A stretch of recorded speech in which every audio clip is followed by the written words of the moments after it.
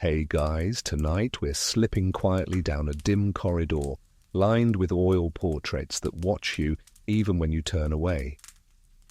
Their eyes seem to glow faintly in the low light, as if they still remember the whispers that used to pass here after midnight.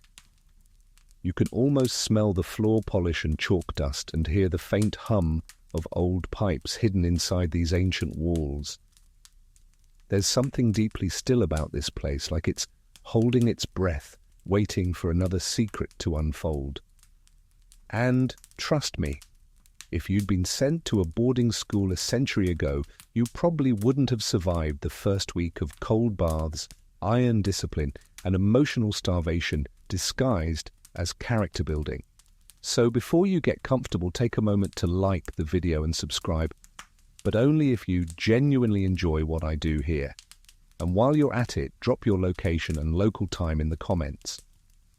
I like to imagine where you are, someone in London pulling their blanket up tighter, someone in Manila listening while rain taps on their window, or maybe you, somewhere in a quiet apartment, ready to drift off to another sleepy slice of history. Now, dim the lights, maybe turn on a fan for that soft background hum, and let's ease into tonight's journey together.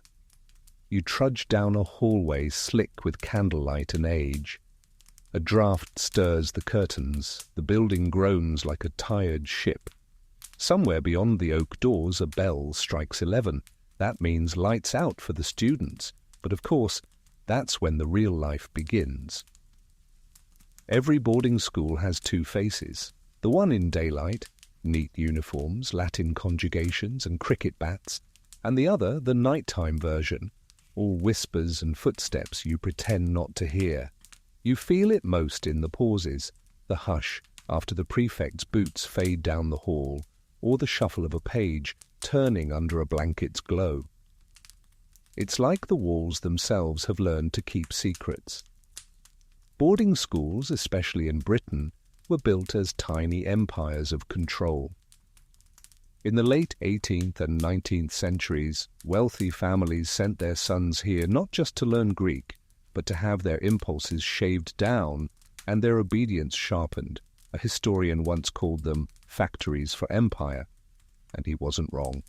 These schools trained boys to command colonies, lead regiments, and suppress not only other people, but also themselves.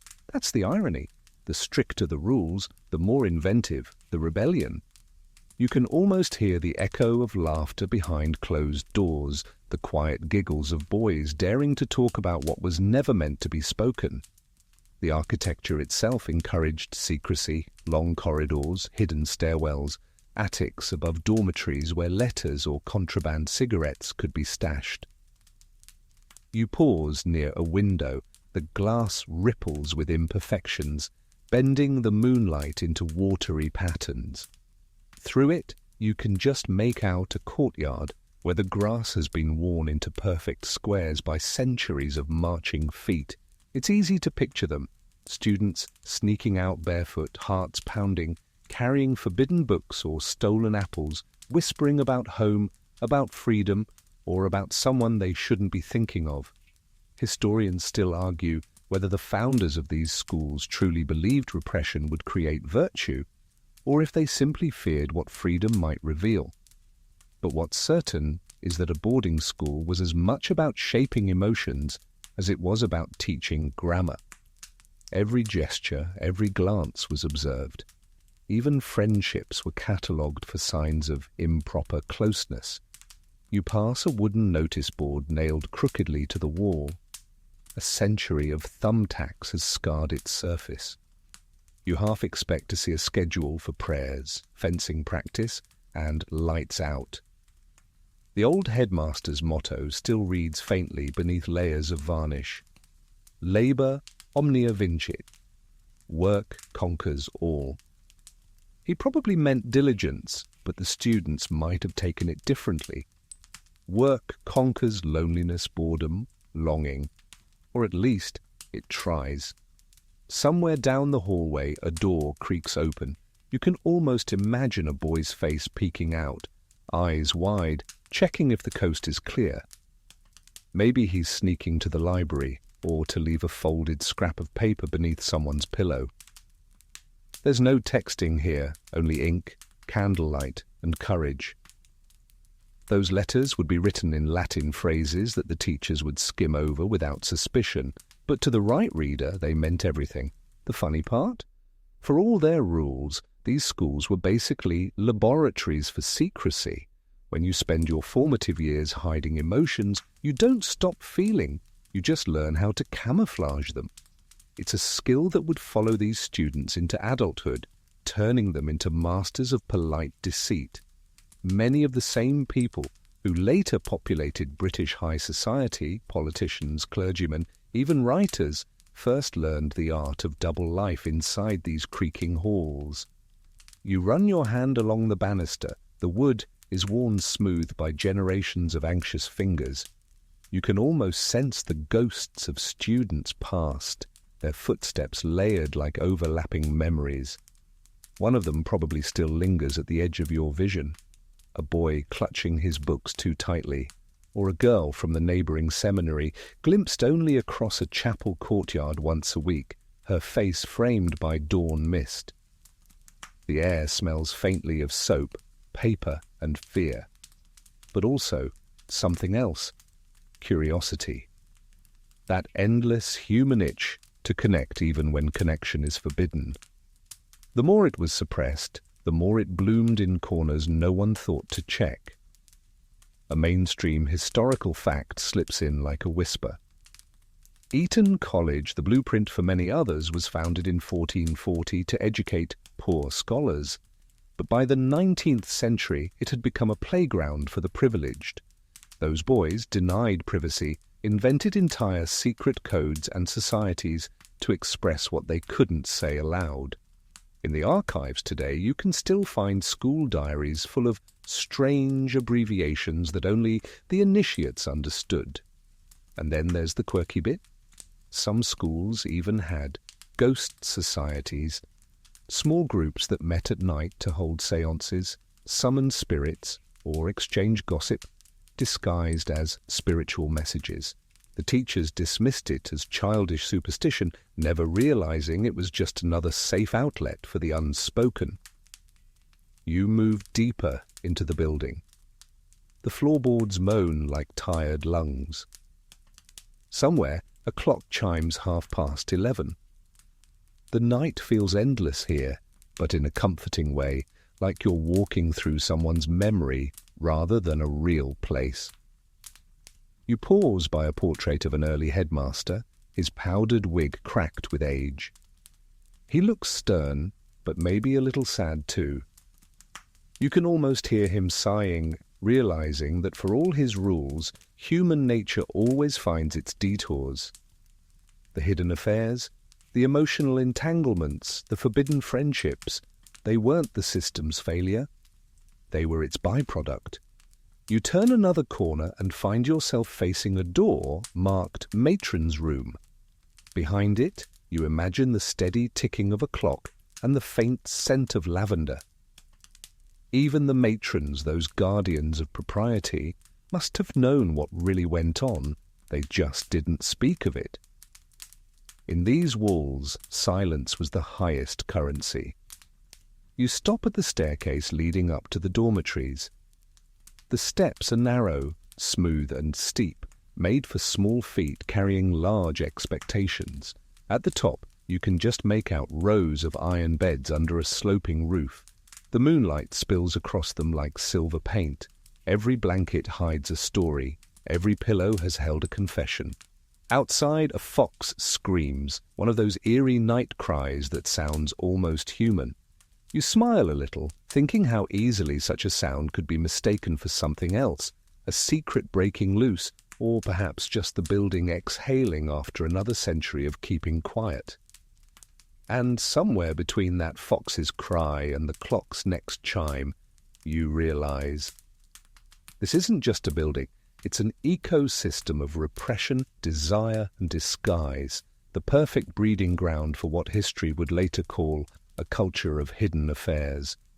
You keep climbing, the boards creak, your shadow stretches long and thin, like another student sneaking through time beside you. The walls seem to whisper, not in words, but in memories. They don't reveal everything, of course. That wouldn't be proper. They just murmur softly as if saying, "You have no idea how much happened here when the lights went out." You reach the top of the stairs, breath faint and careful, like you're afraid to disturb the century of dreams stacked above you. The air changes here. It's cooler, heavy with linen and soap, and that odd mix of candle smoke and ink that defines every old boarding school. You pause, feeling how sound behaves differently in this space. Soft, swallowed. The students who once slept here would have learned early how to whisper in frequencies that didn't carry through the floorboards. The dormitory stretches out before you, row after row of identical beds. Thin metal frames, folded blankets in precise corners. Each one a small territory, barely big enough for a child's world. You run your hand over a mattress so thin you can feel the wooden slats beneath. Privacy? None. Even dreaming was a public act here. You can almost sense the echo of 100 synchronized breaths rising and falling in the dark. Back in the 1800s, when these institutions flourished, Britain was obsessed with control. Control of colonies, control of behavior, control of emotion. The first boarding schools were designed less as centers of education and more as laboratories of discipline. The elites believed that to rule the world, one must first rule oneself, which in theory sounds noble until you realize it meant suppressing everything remotely human. A mainstream historical fact, Thomas Arnold, headmaster of Rugby School in the 1830s, became the model for the Victorian moral educator. He believed moral rigor could be drilled in like Latin verbs. His reforms spread everywhere: Eton, Harrow, Winchester. The idea was to forge gentlemen, not thinkers, soldiers of manners, not soldiers of conscience. But the more rigid the frame, the more the spirit inside it flexed and twisted. You imagine yourself as one of them, a 12-year-old boy arriving from a distant estate. Your parents barely say goodbye. The carriage rattles away. You're told to stand straight, address the master as "Sir," and never ever cry. Emotion equals weakness, and weakness invites humiliation. You learn this on the first day when an older student mocks a new boy for trembling during prayers. The masters pretend not to notice. Hierarchy itself is the lesson. By night, though, another world unfolds. Whispers crawl through the darkness like tiny rebellions wrapped in breath. Boys trade sweets, books, and sometimes tenderness as natural as warmth shared under a blanket. It's not romanticized, it's survival. In a world where affection is rationed, any gesture of care becomes a revolution. Historians still argue whether the founders of these institutions knew what they were creating. Did they truly believe that isolation built character? Or did they suspect somewhere deep down that the human heart, deprived of kindness, would simply invent its own shadows? You glance at the small washroom at the dorm's end. Rows of porcelain basins stand like soldiers awaiting inspection. Cold water only. A handwritten rule once hung there. No talking during ablutions. Because apparently even washing your face could tempt sin if you smiled the wrong way. You chuckle softly. Imagine trying to enforce that on today's teenagers. Half of them would be live streaming it by sunrise. But repression had its own architecture. These schools were built not just of brick, but of belief. Each rule, each ritual, each sermon was meant to funnel every instinct, anger, affection, curiosity into something productive. The masters spoke of moulding souls. What they really meant was trimming edges. The classrooms themselves tell you this. Rows of desks bolted to the floor so no one could turn easily to speak. Windows set high enough that you couldn't see the world beyond, only clouds. Every design choice whispered, "Stay contained." And yet life seeped through the cracks. A student might carve initials into the underside of a desk, a secret mark of presence. Another might hide a scrap of forbidden poetry in his Latin primer. The walls that were supposed to suppress desire became its canvas. There's a quirky little fact here. At Harrow School, one 19th century student reportedly smuggled in a kitten to keep under his bed, claiming it taught him gentleness. When discovered, he was punished with solitary confinement. The cat, according to rumour, was quietly adopted by the matron. Perhaps she, too, understood that kindness shouldn't be contraband. You walk toward a window overlooking the school grounds. The moon catches on the glass of the greenhouse below. In daylight, it would have been full of botany experiments. At night, though, it's easy to imagine students sneaking there to talk freely. The greenhouse was warm, quiet, and, crucially, unpatrolled. That's where conversations happened, the kind that broke every rule and made every heart race. It's strange how something so innocent, a place to talk, to feel seen, was treated like rebellion. But that was the nature of Victorian control. Even connection felt dangerous. Down the hall, a grandfather clock ticks so slowly you can hear its gears grinding. You imagine it marking curfews, punishments, and brief moments of stolen time. The rhythm becomes hypnotic. Tick, obedience. Tock, temptation. Tick, duty. Tock, desire. Over and over, through generations. You pass a framed motto that reads, "The mind governs the body, and the body the soul." It's meant to inspire, but you can't help thinking it sounds more like a threat. Imagine living every day under that weight, every laugh measured, every glance examined, every heartbeat quietly judged. And yet within that pressure cooker, something remarkable happened. Students learned to invent worlds unseen. They developed intricate friendships, coded languages, and gestures that said everything words could not. That's how secret cultures form, not out of wickedness, but out of need. When emotion is forbidden, it evolves camouflage. You can almost picture it, a small note slipped into a book, its corners folded like a promise. Maybe it says nothing explicit, just a phrase like, "Tomorrow's hymn, page 42. To outsiders, meaningless, but to the right person, it meant everything. This quiet rebellion became a defining feature of boarding life. The schools wanted to produce moral uniformity, but they ended up breeding experts in secrecy. Ironically, these same skills would later serve their alumni well in politics, espionage, and scandalous romances. Anywhere deceit was currency. You step back from the window. Outside, the grounds stretch into a dark horizon. Lawns trimmed by centuries, oak trees standing like judges. Somewhere in that darkness, the faint cry of an owl breaks the silence. You can almost believe it's echoing through time, calling to all those long-gone students still wandering in memory. And then you catch a flicker in your mind's eye, a memory that isn't yours. A classroom, a teacher's voice droning Latin conjugations, the smell of chalk, and beside you, a classmate tracing invisible letters on your sleeve. You freeze, half terrified, half thrilled. It's just a touch, quick as breath. But in that gesture lies everything the institution forbids: empathy, closeness, vulnerability. It's easy to romanticize it now, in the soft comfort of hindsight.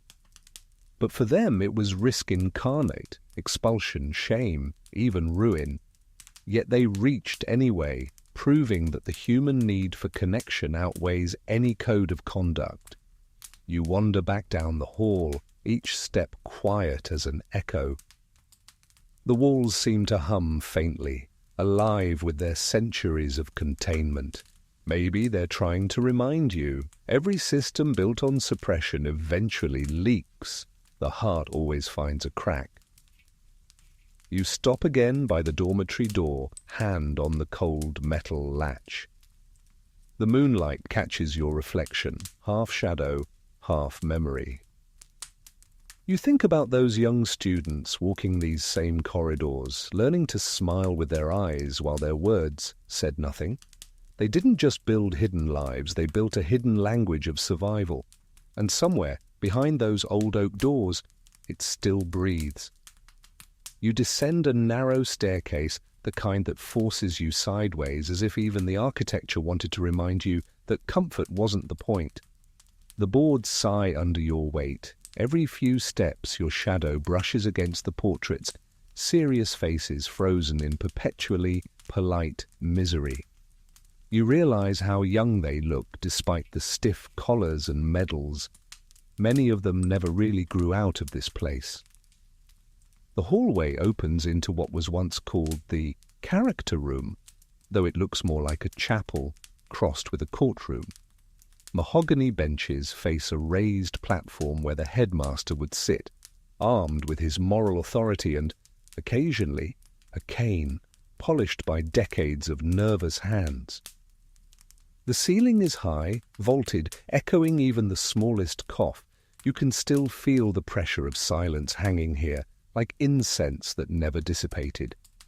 They used to hold assemblies here every morning, moral lectures disguised as motivation. The topic might range from honesty to cleanliness, but the message was always the same.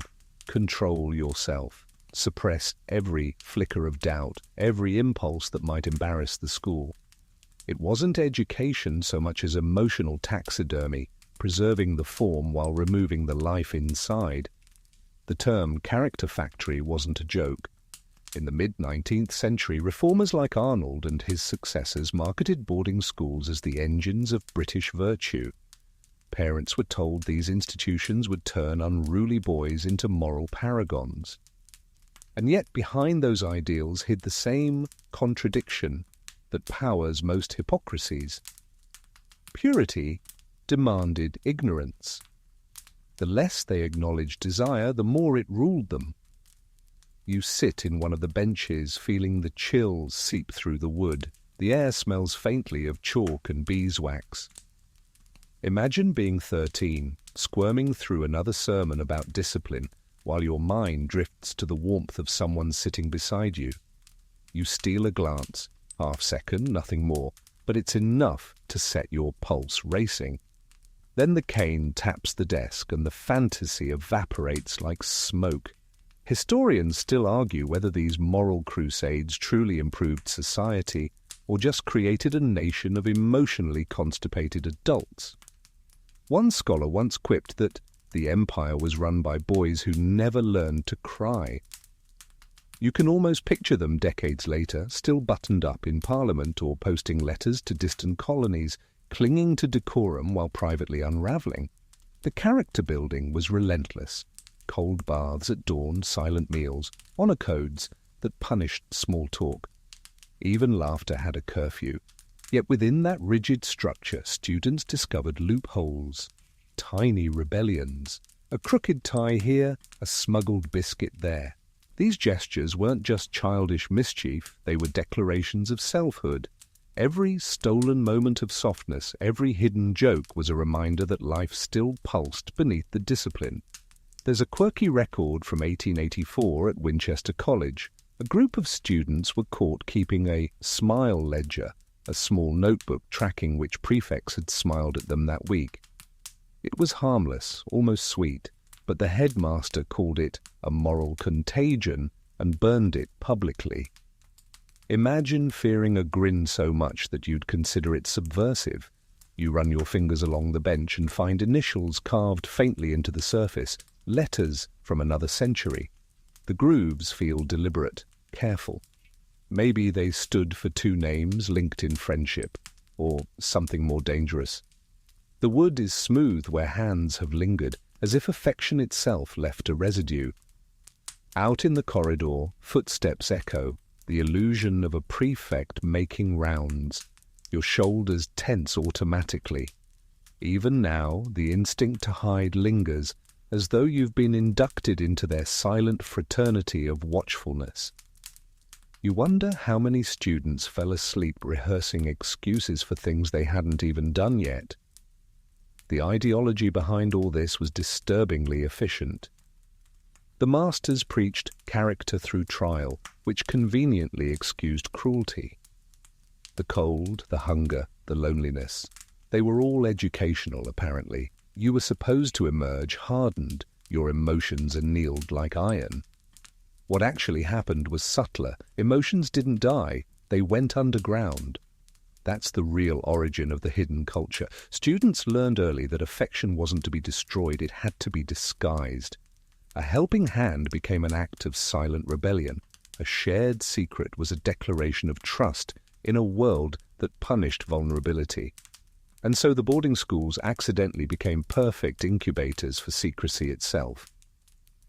You catch sight of a dusty piano in the corner. Its keys are yellowed, but one or two still work. Someone once played it during evening prayers, maybe fumbling through hymns written by dead composers, but you can almost imagine another tune after hours, something hesitant, tender, the sound of feeling trying to breathe through the rules. You press a key. The note lingers longer than it should. In that echo, you can hear a whole generation's worth of swallowed words. Here's a mainstream historical fact. In 1879, the British journal The Public School Chronicle published an article warning masters to guard against sentimental friendships among boys. The concern wasn't moral panic as much as brand management. The reputation of the schools was their currency. But that paranoia only heightened the fascination. What you forbid becomes irresistible. Later memoirs written by former students hint at this double life. By day, they rehearsed Latin or cricket formations. By night, they whispered confessions, shared forbidden stories, even formed emotional bonds that outlasted everything else. Decades later, when these men wrote letters from trenches or colonial offices, they still referred to one another in the same code names they'd invented in school. Some of those letters survive, full of the kind of tenderness that official history pretends never existed. The masters must have suspected. They weren't fools. But they had a vested interest in silence. As long as no one acknowledged anything, the illusion of moral purity remained intact. That's the secret of every institution. As long as you don't name it, it doesn't exist. You shift on the bench, the wood groaning softly beneath you. You think about all those sermons about virtue, all those polished speeches about restraint, and how much energy went into hiding what was perfectly human. It's almost tragicomic. If irony had a smell, it would be beeswax and chalk dust. The headmaster's portrait stares down from the wall, his expression a mixture of sternness and fatigue. Maybe he knew deep down that no rule book can outwit the heart, or maybe he just preferred ignorance. It kept his hands clean. And then, a faint sound, paper fluttering somewhere nearby. You turn your head. A draft moves through the room, and a single sheet drifts from the lectern to the floor. You pick it up. It's blank, yellowed and fragile. Still it feels heavy with things unsaid. You slide it back into place, as if returning a secret to its rightful spot. You take one last look around the character room. The benches, the portraits, the silence. They all seem to conspire in a strange way, reminding you that the history of control is also the history of concealment. This is where the habit of hidden affairs began, not in passion, but in loneliness, carefully cultivated by design. As you step back into the corridor, the sound of your footsteps blends with the faint ticking of that old clock somewhere above. For a moment, you imagine all those students still walking beside you, eternal prefects of pretense, their hearts carefully folded into envelopes that were never meant to be opened. And as the night deepens, you realize the culture of secrecy that started here didn't end with graduation. It graduated too, evolving into polished deception, polite avoidance, and emotional fluency so refined it could pass for sincerity. You can't help but smile a little. After all, this entire empire of restraint began with children who just wanted to whisper freely after lights out. You reach the dormitory landing again, where the air seems to hum with the ghosts of adolescence. The corridor feels longer now, like time has stretched it. A pale light seeps through the window at the far end, the kind of faint, grainy glow that comes just before dawn, when the world still believes it's safe to dream. The wooden floor carries every whisper like a secret, eager to be shared. You pause by one of the iron beds, identical to all the others, though this one has the faint imprint of a name etched into the frame, JT 1903. You imagine him, a boy of maybe 15, caught between childhood and whatever adulthood meant back then. He's awake when he shouldn't be, listening to the wind against the shutters, the rhythmic snoring of his classmates, and the quiet creak of a bed somewhere nearby. This is where the real schooling took place, not in Latin drills or algebra recitations, but here, under threadbare blankets, in whispers so soft they barely disturbed the air.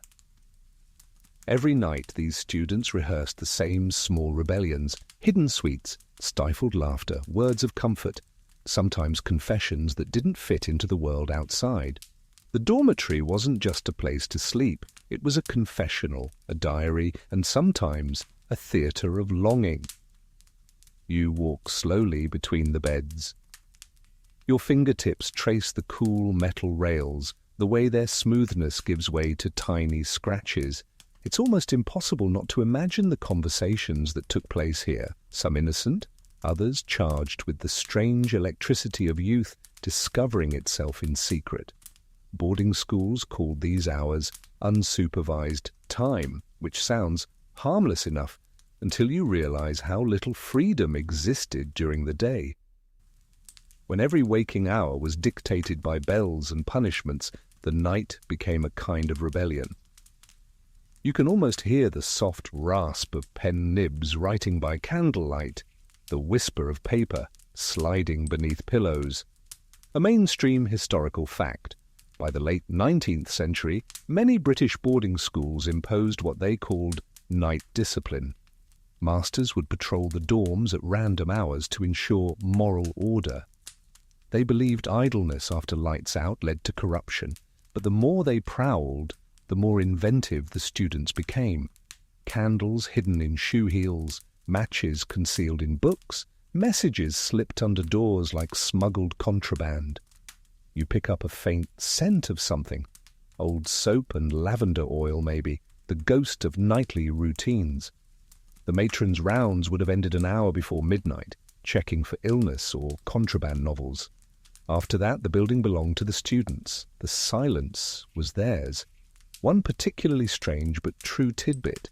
At certain schools, dormitory beds were deliberately spaced exactly 18 inches apart, far enough to deter conversation, close enough to deter sin, as one headmaster wrote in his memoir.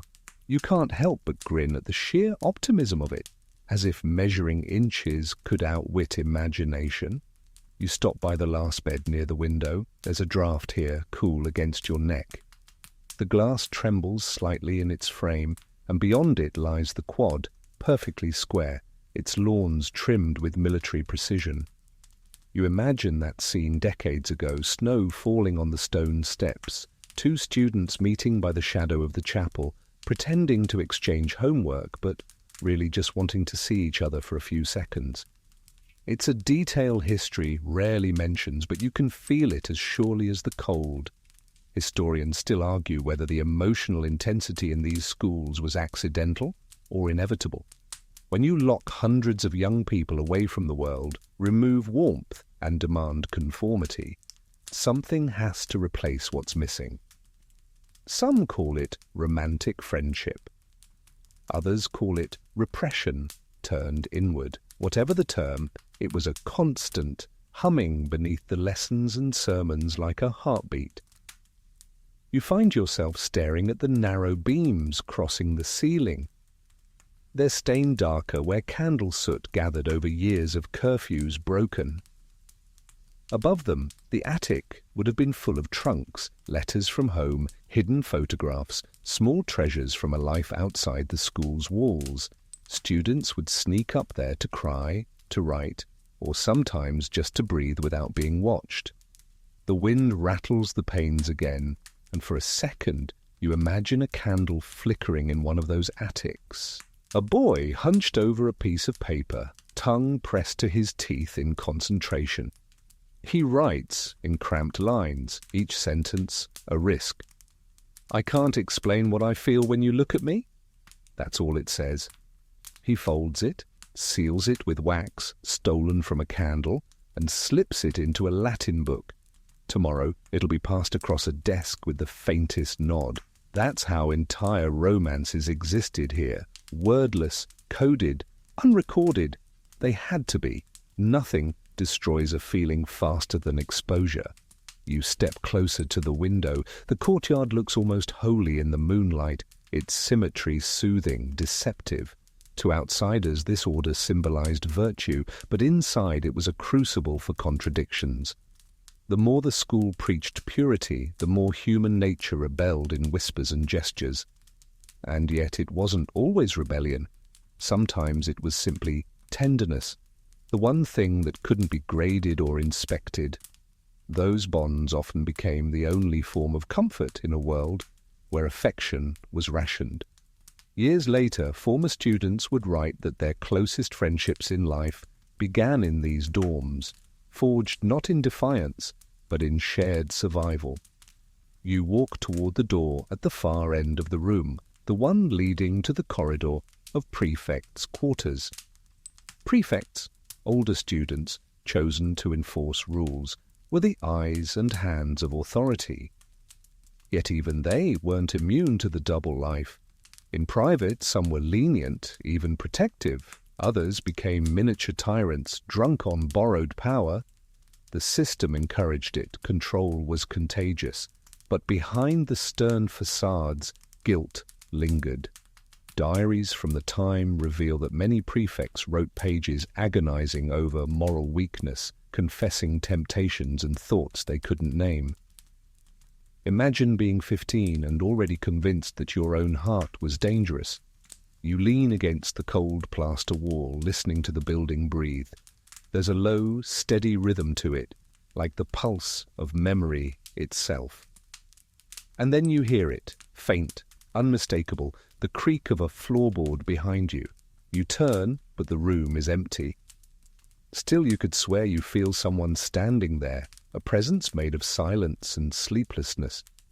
You realize what makes this place so eerie isn't the idea of ghosts, it's the idea of echoes. Every feeling suppressed here, every kindness hidden, never really left. It lingers, circling endlessly through corridors, trapped like sound waves in thick wood. A little joke floats through your mind. If walls could talk, these ones wouldn't. They've signed a non-disclosure agreement with history. You smile and your breath fogs the window pane. You trace a small shape with your finger, an unbroken circle. Maybe it's a symbol of something, or maybe just a way of saying, "I see you. I know you were here." The bell outside the chapel rings once. Somewhere the matron stirs.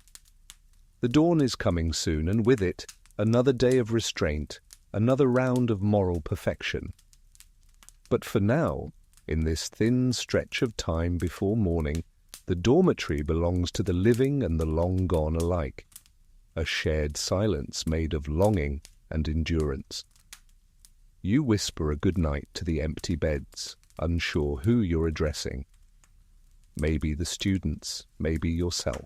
Maybe the idea that in every rule-bound place there's always someone awake after lights out, dreaming of something freer. And as you step out of the dormitory, closing the door behind you, you swear the hinges sigh in relief. Like even the building knows, it can rest now that someone finally remembered what it was really for. You move through a corridor so narrow it feels like it's closing in, the air thick with the scent of varnish and damp wool. Somewhere nearby, a clock ticks, steady and smug, as though it's keeping score of every disobedient thought that ever passed through these halls. You follow the faint glow of a lantern hung crookedly at the far end, its light barely strong enough to carve a path through the dust. You reach a doorway marked Discipline Room. The letters are faded, but the aura remains unmistakable. This was where the lessons no one liked to remember were taught. The door sticks before it gives way with a reluctant groan, revealing a small chamber that smells faintly of leather and chalk. The room is deceptively ordinary: a wooden desk, a narrow bench, a window nailed shut. And yet, the silence here feels different, denser, more deliberate. It's the kind of silence designed not for reflection but for shame. You can almost hear the echoes of boys standing before the master's desk, trembling hands clasped behind their backs, waiting for judgment on crimes as simple as talking after hours or passing a note to the wrong person. You step closer, and your foot brushes against a discarded ruler, warped with age. You pick it up. It's cracked down the middle, as if it too had grown tired of the performance. On the wall behind the desk hangs a faded list of infractions and penalties. The offences are banal: insubordination, idleness, uncleanliness. But one phrase stands out: moral impropriety. No one ever defined it clearly, of course. That was the point. It could mean anything from a stolen kiss to an unguarded word, and that ambiguity kept everyone afraid. You take a seat on the bench, imagining what it must have felt like to wait here, the smell of ink and fear mingling in the air. The master's cane would rest against the desk, its smooth handle polished by habit. Even the sound of it lifting could silence a room. Yet the real punishment wasn't physical. It was the humiliation, the forced apologies, the understanding that someone had been watching you too closely. A mainstream historical fact. By the mid-19th century, corporal punishment in British schools was not only accepted, it was celebrated. The Times once published a letter praising caning as the surest guardian of virtue. Parents approved, teachers complied, and children learned the strange arithmetic of pain and obedience. But discipline had side effects. The body remembers what the mind tries to forget, and years later, many of these students would still flinch at the sound of footsteps behind them. Historians still argue whether this obsession with punishment created better citizens or just better actors. Some claim it built resilience. Others say it simply taught generations how to hide vulnerability behind sarcasm and charm.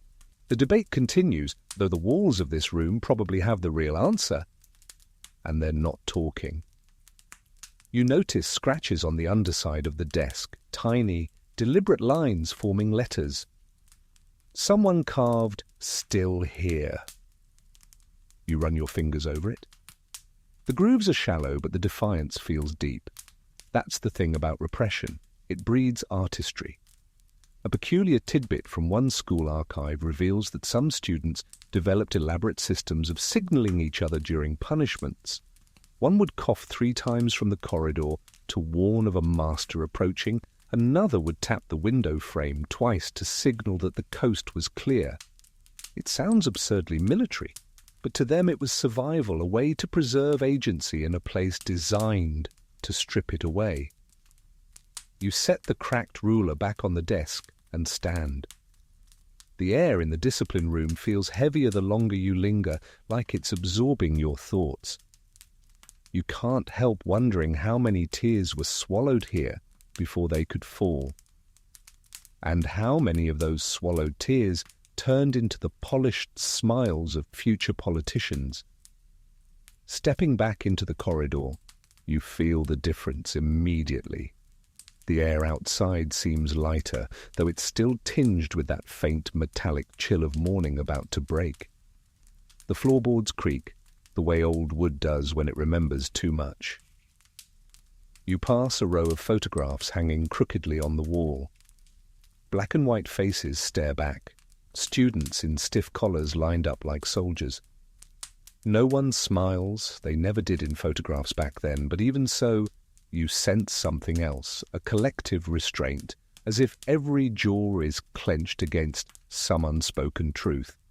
The captions read like an honour roll: Exemplary Conduct, 1887, Head Boy, 1901.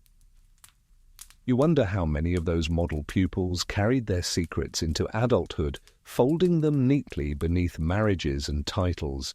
You pause at one photograph near the end of the line. The label beneath it says, Prefect Dismissed. No explanation, just that one word, dismissed. You stare at his face. The eyes are calm, maybe even kind. Whatever his offence was, it's been erased from the record. That's how it worked. Erase the evidence, preserve the institution. The corridor opens into a stairwell and you follow it down toward the courtyard. The steps echo with every movement, each one a soft drumbeat against history's ribs.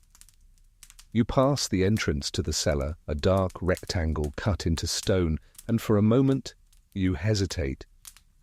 Curiosity wins, as it always does. The cellar smells of dust and damp paper. Crates and ledgers fill the corners, their labels curling away from moisture. You brush one off and open it carefully. Inside are old attendance books, punishment logs, letters never sent. The handwriting is elegant, slanted, and utterly terrified of emotion. You pick up a letter addressed only to my dearest friend.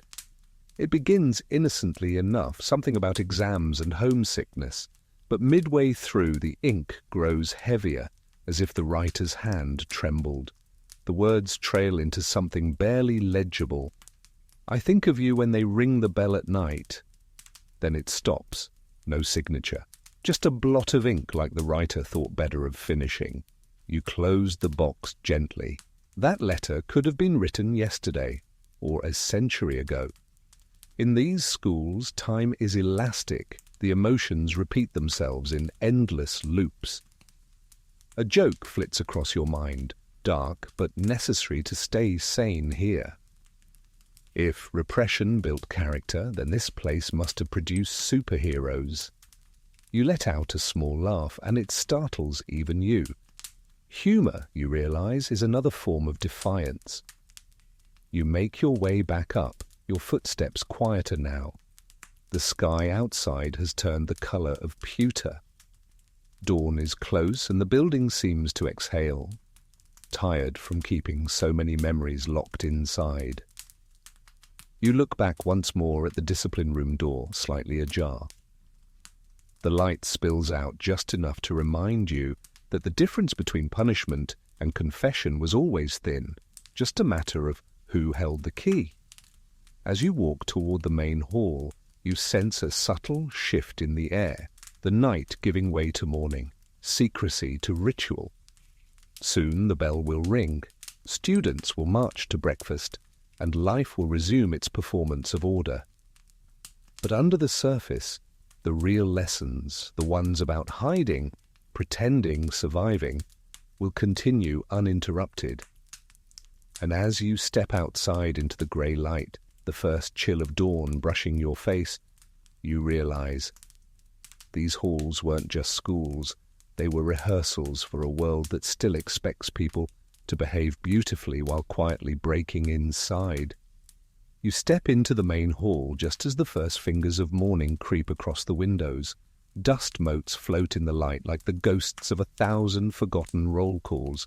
The place smells faintly of old wood and oatmeal, the scent of endless routines. A bell hangs above the archway, poised for the next summons. You can almost hear it already, that sharp, metallic clang calling everyone back into order as if the night's confessions never happened. The long tables are lined with benches, still polished smooth by decades of restless elbows. You walk between them, your footsteps quiet. You can almost imagine the sound of spoons clattering, masters barking instructions, boys mumbling grace in unison.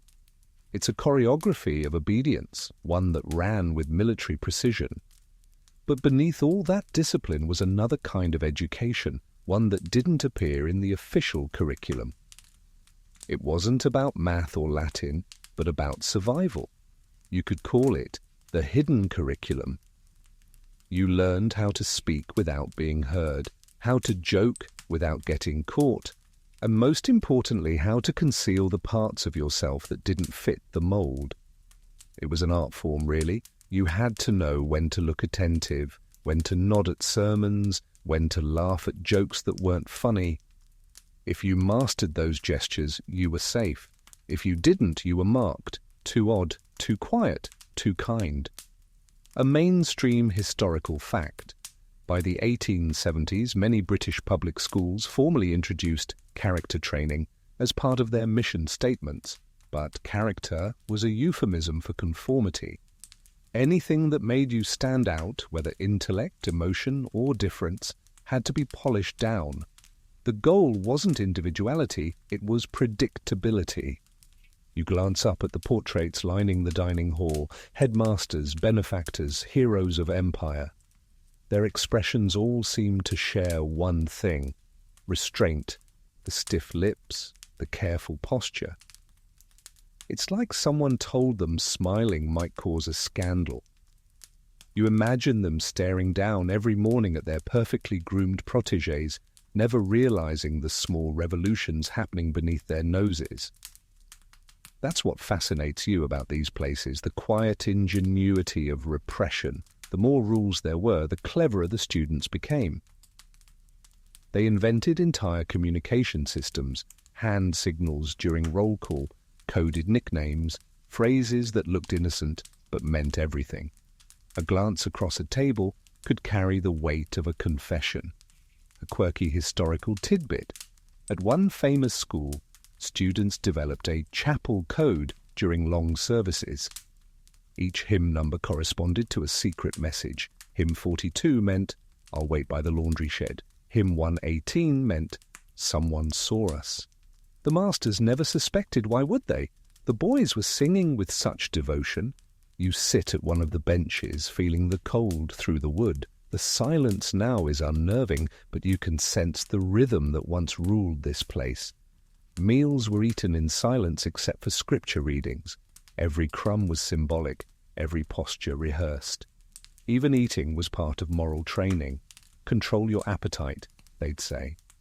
Apparently, virtue depended on how you held your spoon. Historians still argue whether the founders believed all this discipline was truly moral or simply convenient. And maybe they genuinely thought suppression was salvation, or maybe they just knew that a generation conditioned to hide would never rebel too loudly. Either way, the result was the same: outward order, inward chaos. You watched the sunlight creep higher, striking the portraits, making their painted eyes glint for a second. It's eerie, like they're waking up with you. Somewhere behind those expressions of dignity must have been the same stories that filled every dormitory and classroom. The hidden friendships, the letters, the quiet heartbreaks. You imagine breakfast beginning, a line of students entering, shoes polished to mirrors, collars tight enough to choke out curiosity. They sit, fold their hands, murmur, grace. The headmaster nods solemnly. Steam rises from bowls of porridge like ghostly incense. No one speaks unless spoken to. You can almost taste the silence, thick and grainy like the food itself. But beneath that silence lies the hum of small rebellions. Maybe someone slips an extra spoon of sugar to a friend. Maybe a folded note passes from one pocket to another. Maybe a look lasts just half a second too long. It doesn't take much to feel alive here, just a spark of unsanctioned connection. You can almost see the prefect at the end of the table, pretending to read his prayer book while his eyes flick sideways, monitoring everyone.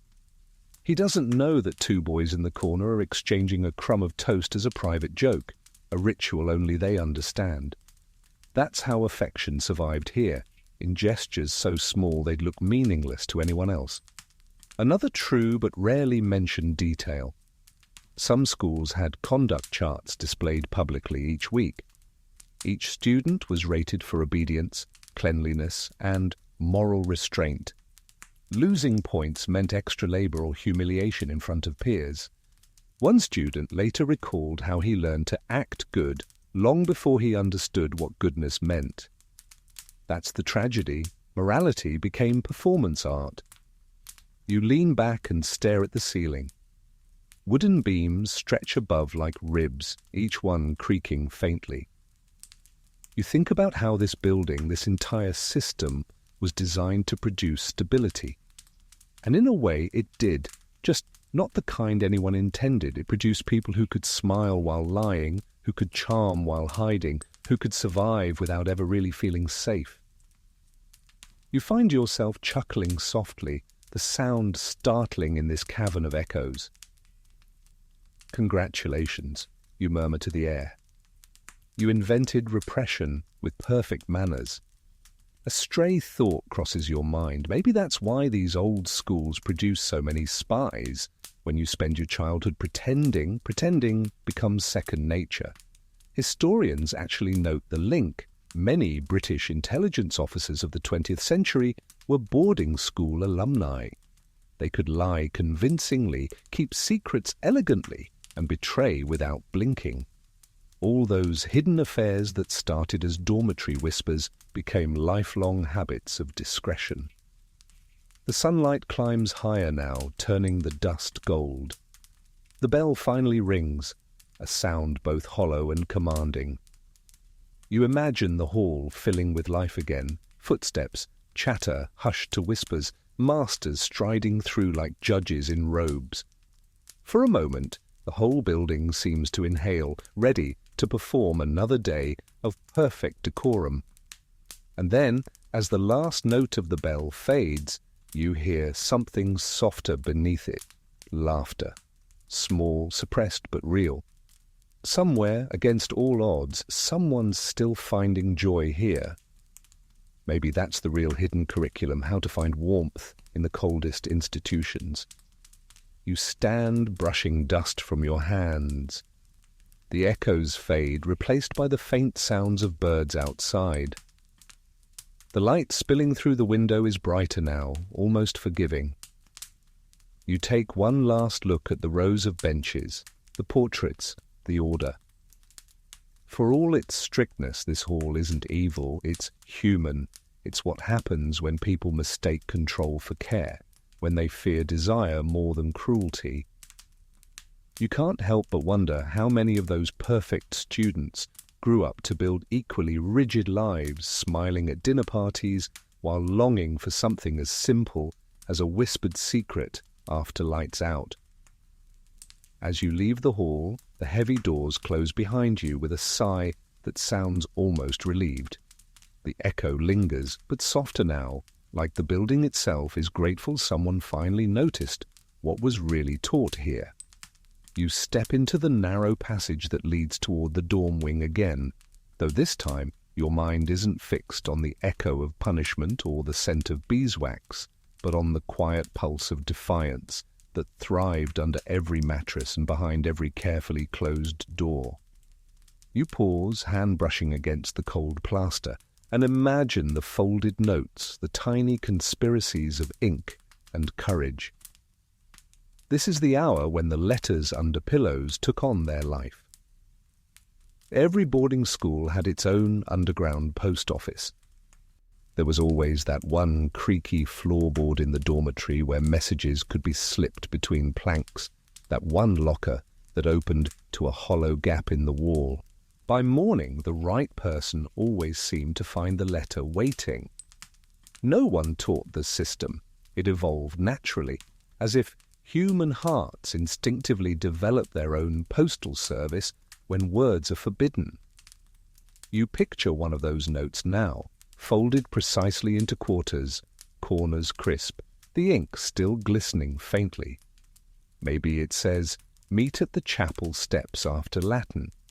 Or maybe it's just a line of verse, half from Shakespeare, half from memory.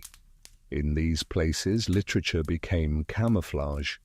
A quote from The Tempest might simply mean, "I miss you." The paper would slide beneath the edge of a pillow at night, discovered by candlelight. You can almost feel the electricity of it, the tiny spark of recognition that someone else, somewhere in this suffocating order, understood you. A mainstream historical fact. By the early 20th century, several boarding schools began quietly confiscating letters between students to ensure propriety. Housemasters intercepted them, scanning for language deemed too familiar. It sounds invasive, and it was, but it also made the correspondence more inventive. Metaphor became necessity. Letters that looked like essays on Virgil were actually love poems in code. You pass into the dormitory again. The morning light through the window softens the iron frames of the beds. You kneel beside one, peering beneath it, and you find exactly what you hoped, a small hollow between the boards, empty now but once large enough to hide folded notes, stolen books, or a bar of chocolate smuggled from town. These tiny acts of rebellion were how tenderness survived, quiet, almost invisible but persistent as breathing. Historians still argue whether these hidden exchanges were evidence of moral corruption, as Victorians claimed, or something nobler. Proof that empathy is unstoppable even in captivity. The truth probably lies somewhere in between. But one thing is certain, those letters under pillows taught a generation how to live double lives. You lean against the wall and smile to yourself. You can almost hear the shuffle of footsteps at night, the quick intake of breath when the door creaks open. Someone sneaking down the aisle of beds, a piece of paper clutched in their hand. Every creak of the floor feels like a gunshot. But they go anyway, driven by something stronger than fear, the need to be known. There's a quirky record from a school in Yorkshire. 2 boys kept a book of trades to disguise their correspondence. Each letter they wrote was addressed as a business transaction. "Your last shipment was most satisfactory," one note reads, meaning I got your letter. "Please send another sample," meant write soon. It was absurd and beautiful. Commerce turned to poetry. You imagine how those words must have felt in the moment, an anchor in a sea of sameness. By day they stood in line reciting Latin declensions, their voices blending into a single monotone. But at night, through ink and imagination, they spoke like real human beings again. You pick up an old copy of the Iliad from a nearby shelf. Its pages are brittle, margins filled with scribbles, Latin translations, jokes, maybe even small declarations no teacher ever noticed. You spot 2 initials faintly penciled into the corner of a page. AC plus WH. A tiny, defiant equation, outliving everyone who ever tried to erase it. That's the irony. What the schools tried hardest to suppress became their most enduring legacy. The friendships, the whispered alliances, the secret kindnesses. They left traces more permanent than the school mottos carved in stone. You move toward the small table by the window, where a half-empty inkwell sits like a relic of a nervous heartbeat. The light through the glass hits it just right, turning the ink a deep blue-black, like the night sky trapped in a bottle. You dip your finger in it, tracing a word onto the desk's dusty surface. Listen, because that's what these letters really were, attempts to be heard in a world that preferred silence. You can picture one of the masters now patrolling with a lantern, suspicious of every flicker beneath a blanket. The beam of light sweeps across faces pretending to sleep.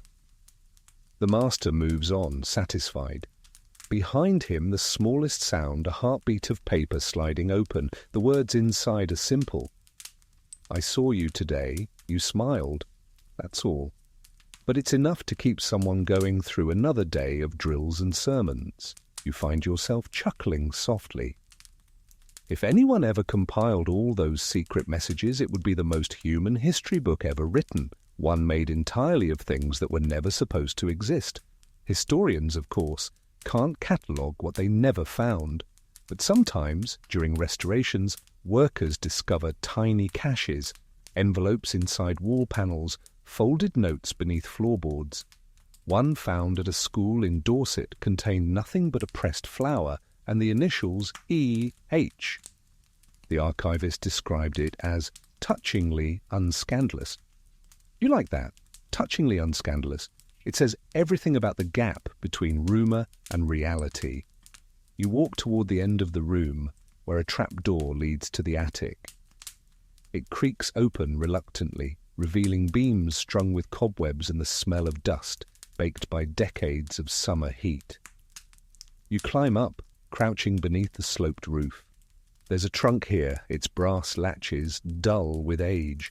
Inside, a few books, a pair of spectacles, and a bundle of yellowed papers tied with a string. You untie it gently. Letters, of course, each folded with meticulous care. The first one begins, "My dear fellow, your silence has been unbearable." You stop reading there. The rest isn't yours to know. You tuck it back, tie the string again, and close the trunk. You sit there for a while, the attic quiet except for the faint hum of wind through the beams. The sunlight through a gap in the roof casts a single golden stripe across the floor. Dust dances in it, lazy and unhurried.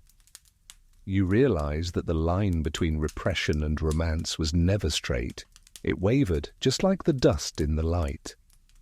A small laugh escapes you, half sigh, half sympathy. "You can lock up 1,000 students," you whispered, "but you can't confiscate imagination." You climb back down from the attic, closing the trapdoor carefully behind you. The dormitory feels different now, lighter somehow, as if its memories have exhaled. As you leave, you picture those letters under pillows, carried in hearts long after the ink faded.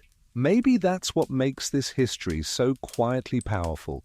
Not the scandals, not the punishments, but the persistence of connection, the simple human refusal to let silence win.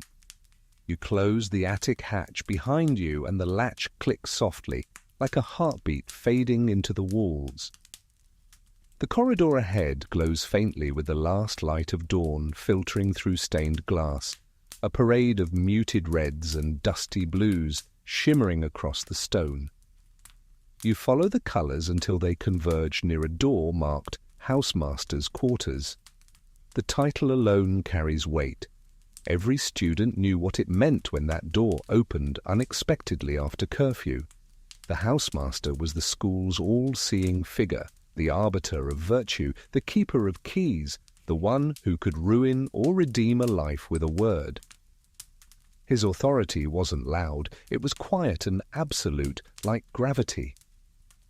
You turn the knob and step into a room that still feels too watchful. The air smells of pipe tobacco and old paper, the signature scent of authority. A heavy desk stands near the window, its surface a small museum of order, an inkwell, a pocket watch, a pair of silver-rimmed spectacles folded neatly on a blotter. Beside it, a small wooden paddle leans against the wall, retired but not forgotten. You sit gingerly in the chair opposite the desk. The seat creaks softly, as though even the furniture remembers how often it witnessed trembling confessions. A faint indentation marks the shape of generations of students, backs rigid, eyes down, rehearsing the same ritual of apology. The housemaster's role, officially, was moral guardian. He was meant to patrol the halls, enforce decorum, correct behavior, but unofficially, he was the watcher of the forbidden, the man whose vigilance kept desire invisible. Some took that mission too seriously, others perhaps not seriously enough. A mainstream historical fact, in the 19th century, moral supervision became a formal duty for housemasters in most British boarding schools. They were expected to read students' mail, monitor friendships, and even conduct night checks in dormitories to ensure propriety. It was, by design, surveillance disguised as care. You glance at the wall where a small painting hangs crookedly, an image of a country chapel bathed in sunset. A note of irony, maybe, in how often morality wears pastoral colours. The housemaster's world was one of appearances, righteousness framed and varnished, even as shadows gathered beneath. Historians still argue whether these men were victims of the same repression they enforced.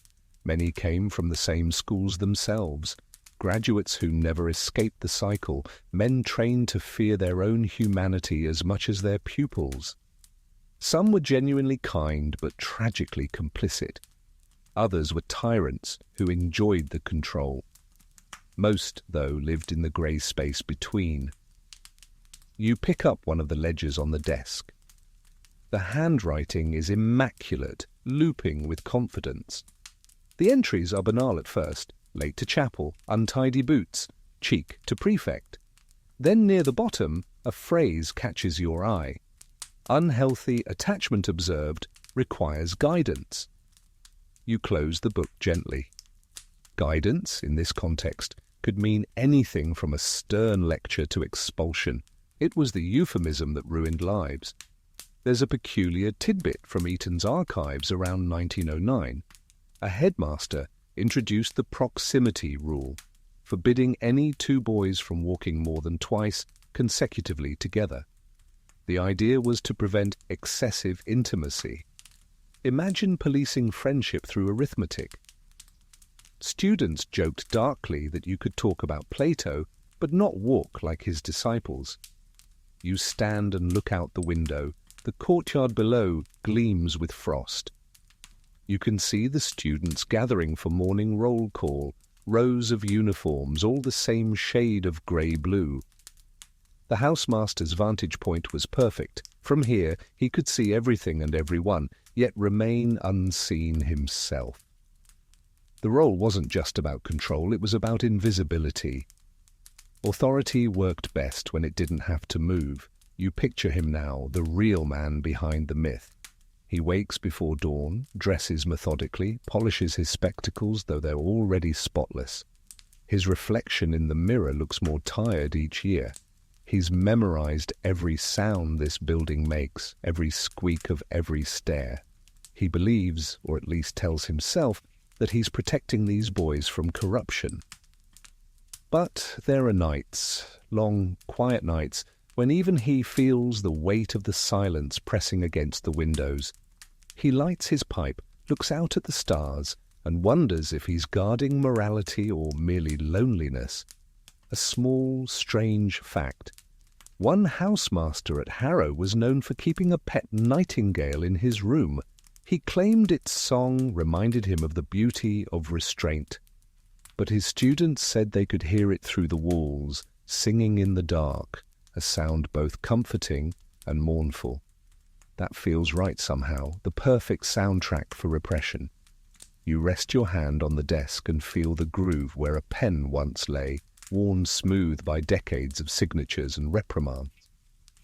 How many confessions were spoken here? How many lives altered by a single line in a logbook? Unhealthy attachment.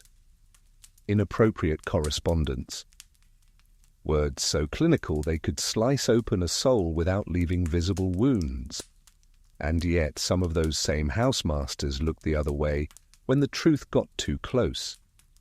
They'd cough politely, change the subject, or assign more Latin homework.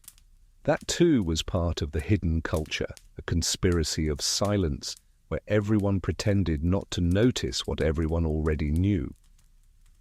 You can almost see it now, the master at his desk, the student across from him, both pretending they don't understand the subtext of the conversation. One says, "I expect better judgment." The other replies, "Yes, sir." And the whole thing plays out like a dance, choreographed by denial. You exhale slowly, leaning back in the chair. The room creaks around you, settling into its familiar quiet. The pipe on the windowsill still smells faintly of tobacco and something else. Loneliness, maybe. The kind that seeps into the grain of the wood. There's a little joke forming in your mind, though it's the kind you tell softly, as if afraid the walls will hear. Imagine needing a degree in theology just to monitor teenagers for liking each other. You can almost hear the ghost of the housemaster sighing, "You wouldn't understand." You rise, walking toward the door. Your footsteps sound loud in the hush. You turn back once, glancing at the desk again. The spectacles gleam faintly in the morning light. For a strange second, you almost feel sorry for him, the man who spent his life policing warmth, never realizing how cold he'd become. When you step back into the corridor, the light is sharper now, slicing through the dust. The building feels different, less haunted, more human. Maybe because, for all the power those masters wielded, they were just as trapped as the boys they watched. You walk toward the stairs, listening to your own steps echo where his once did. You realize that in the end, the true hidden affairs of boarding school weren't only about secret notes or stolen glances. They were also about power and vulnerability, played out between people who didn't know how to name either one. And somewhere, in that quiet equilibrium between watcher and watched, a whole culture of secrecy took root, a culture that would shape everything to come. You follow the corridor out of the housemaster's quarters and into a narrower hallway that smells faintly of chalk and dusted parchment. The light through the windows has softened into that late morning haze, warm, gentle, as if the building has finally decided to exhale. You turn left toward the classrooms where the proper learning took place. The door marked Latin and rhetoric stands ajar. Inside, the desks sit in perfect rows like small soldiers frozen mid-inspection. A chalkboard dominates the front wall, a faint dust of conjugation still clinging to its surface. Amo, amas, amat. You can't help smiling. It always starts with love. How appropriate that even discipline begins there. You step inside. The air is still thick with the smell of old ink and candle smoke. The desks bear their scars, initials carved with pocket knives, doodles etched into the grain. You run your fingers over one and find tiny letters burned faintly into the wood. SP 1911. Another nearby says CR+F. The symbols are small rebellions, love notes that have outlived their senders. The masters must have seen them, but perhaps they too chose to look away. It's easy to imagine how these rooms sounded a century ago, the monotonous drone of Latin declensions, the scrape of quills, the soft clearing of throats as boys pretended to care about Cicero while secretly writing to each other in the margins. A mainstream historical fact, Latin and Greek weren't just academic subjects in 19th century boarding schools. They were moral training disguised as grammar. The ancients were meant to teach restraint, order, logic. But ironically, the very same texts that preached virtue also overflowed with passion. Epics of loyalty, longing, and friendship so intense they bordered on devotion. Some students must have noticed. Maybe they even found comfort in it. Historians still argue whether the masters recognized the emotional charge buried in those texts or simply ignored it. Imagine forcing students to memorize verses about Achilles and Patroclus, two warriors bound by love and grief, and then warning them about improper affection in the same breath. The contradiction must have been impossible to miss. You walk toward the front desk. A few textbooks lie open, their spines cracked with age. In one, a passage from the Aeneid has been underlined. Forsen et haex olim meminisse juvabit. Someday, perhaps it will be pleasant to remember even these things. You whisper it under your breath, and the words hang there like a sigh through time. That's what the affections in Latin margins were all about. finding meaning where no one thought to look. Students learned early how to write in code. The margins of their textbooks became diaries, confidences, flirtations, written in declining verbs. To a teacher, it looked like diligent note-taking. To the right pair of eyes, it was intimacy. A quirky little record from Winchester's archives tells of a confiscated Cicero volume where the margins contained an entire secret correspondence, 26 exchanges written over 6 months, hidden between arguments on rhetoric. The headmaster called it moral contagion, but reading it today, you'd just call it tenderness. You move slowly down the rows of desks. Every creak of the floor sounds like a whisper too loud. The window at the back lets in a soft, golden light that falls across one open book. You step closer and a faint draft flips the page. There, scrawled in pencil, is a line that stops you. To be seen is dangerous. To be understood is impossible. You smile sadly. Whoever wrote it probably never thought anyone else would read it. And yet, here you are. You glance at the blackboard again. The chalk still clings stubbornly to the phrase mens sana in corpore sano, a healthy mind in a healthy body. The irony, of course, is that they taught it by breaking both. You take a seat in one of the student desks, the kind with a tiny hole for an inkwell and a lid that squeaks when you lift it. The smell inside is of old paper and graphite, a century of hidden drafts. You close your eyes and imagine yourself in one of those lessons. The master's voice drones on and your thoughts drift to the boy 2 rows ahead, the way the sunlight catches in his hair, the way he whispers a joke when the teacher's back is turned. You feel the warmth of the thought before guilt follows. That's the rhythm everyone learned here: yearning, fear, silence, repeat. There's a peculiar tidbit from Harrow in the early 1900s. Some masters began assigning translation exercises deliberately full of romantic passages, claiming they tested moral judgment. Students were expected to render them dispassionately. One boy, years later, wrote that he spent an entire afternoon translating Sappho with shaking hands, convinced every word betrayed him. You chuckle softly. It's strange, isn't it? The same curriculum that tried to suppress feeling accidentally preserved it. Centuries later, those annotated books, those coded margins, became the only proof that affection existed here at all. You trace your hand over the old ink stains on the desk. They're like fossils of emotion, remnants of nights when someone's pen trembled too much to stay within the lines. Maybe that's why this classroom feels so alive even now. It was never about conjugations. It was about communication in its most desperate form.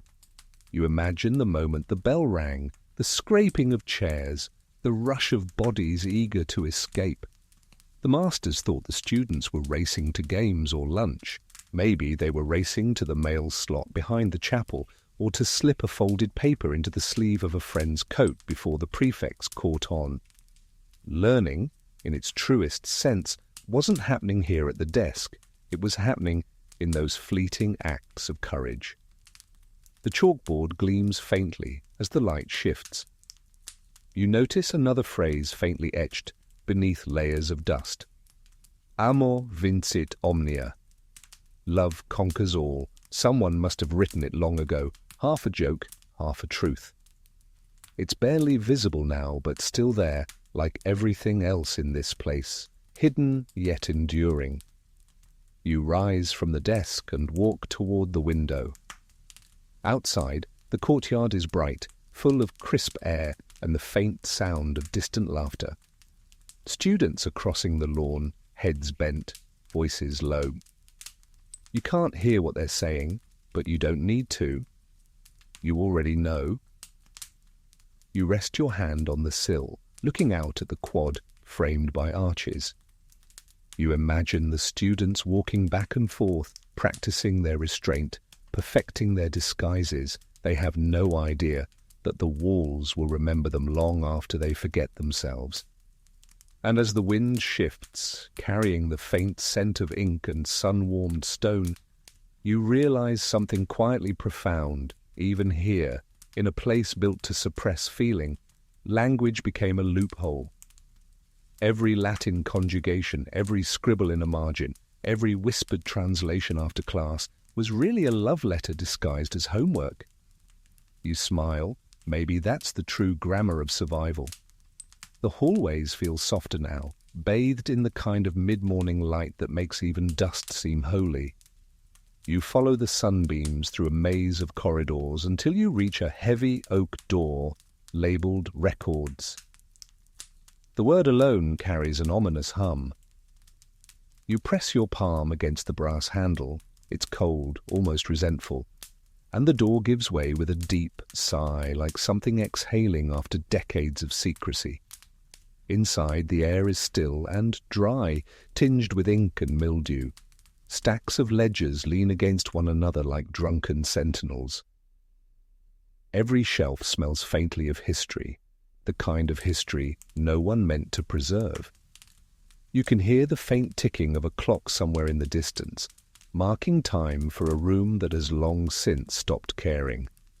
This is where the scandals buried in ledgers lived, the quiet graveyard of the school's reputation. To outsiders, these volumes look dull, even virtuous. Attendance logs, expense lists, inspection reports. But tucked between those pages are entries that tell another story entirely, one written in euphemism and omission. You pull a book from the middle shelf. Its spine cracks like a knuckle. The handwriting inside is precise and emotionless. At first glance, it's all ordinary. Student fainted during drills. Matron reports shortage of soap. Then, lower down, removed for health reasons. Another. Transferred with commendation.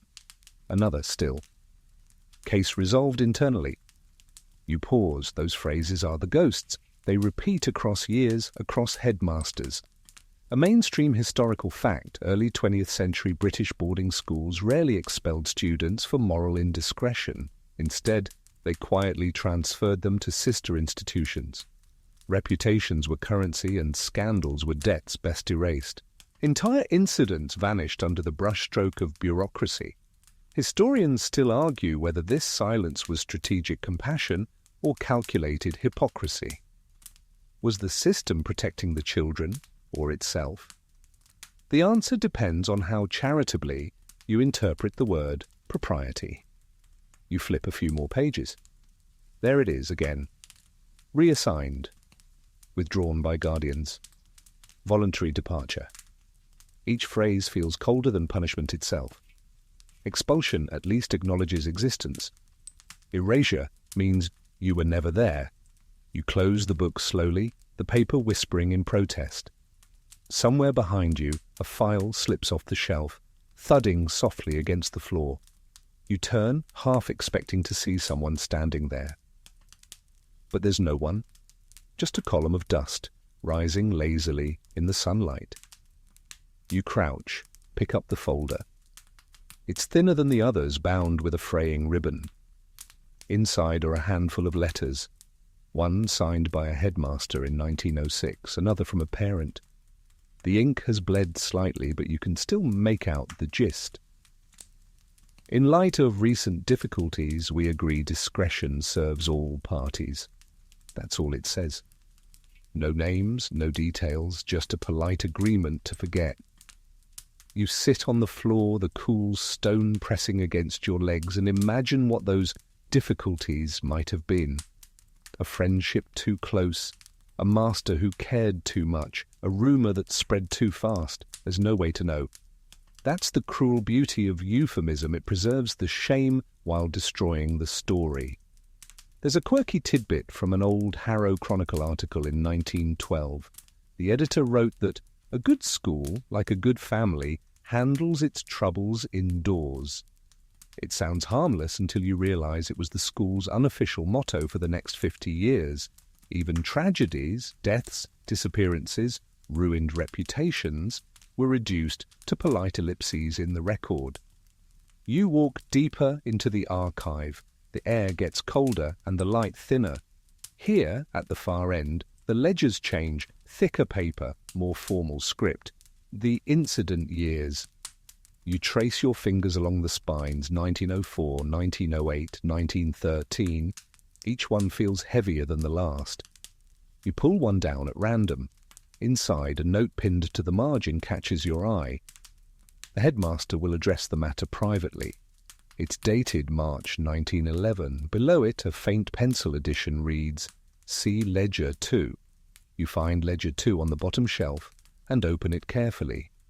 The handwriting is almost illegible, written in haste. You can only decipher fragments. Unfortunate affection, improper familiarity, parental discretion advised. You close the book. Your heart feels heavy, but not from shock. You expected this. The real revelation isn't the scandal, it's how meticulously it was hidden. You lean back against the shelves, head tilted toward the dim light above. These records were supposed to guard the school's integrity, but what they really preserved was the art of forgetting. Whole lives folded neatly into the margins. You think of one of those students, a boy sitting alone in a train carriage, expelled under the phrase, ill health. He's clutching his suitcase, staring at his reflection in the window, wondering if the rumours followed him. He'll arrive home to a father who shakes his head, a mother who avoids his eyes. A month later, he'll be enrolled somewhere else, the file sealed.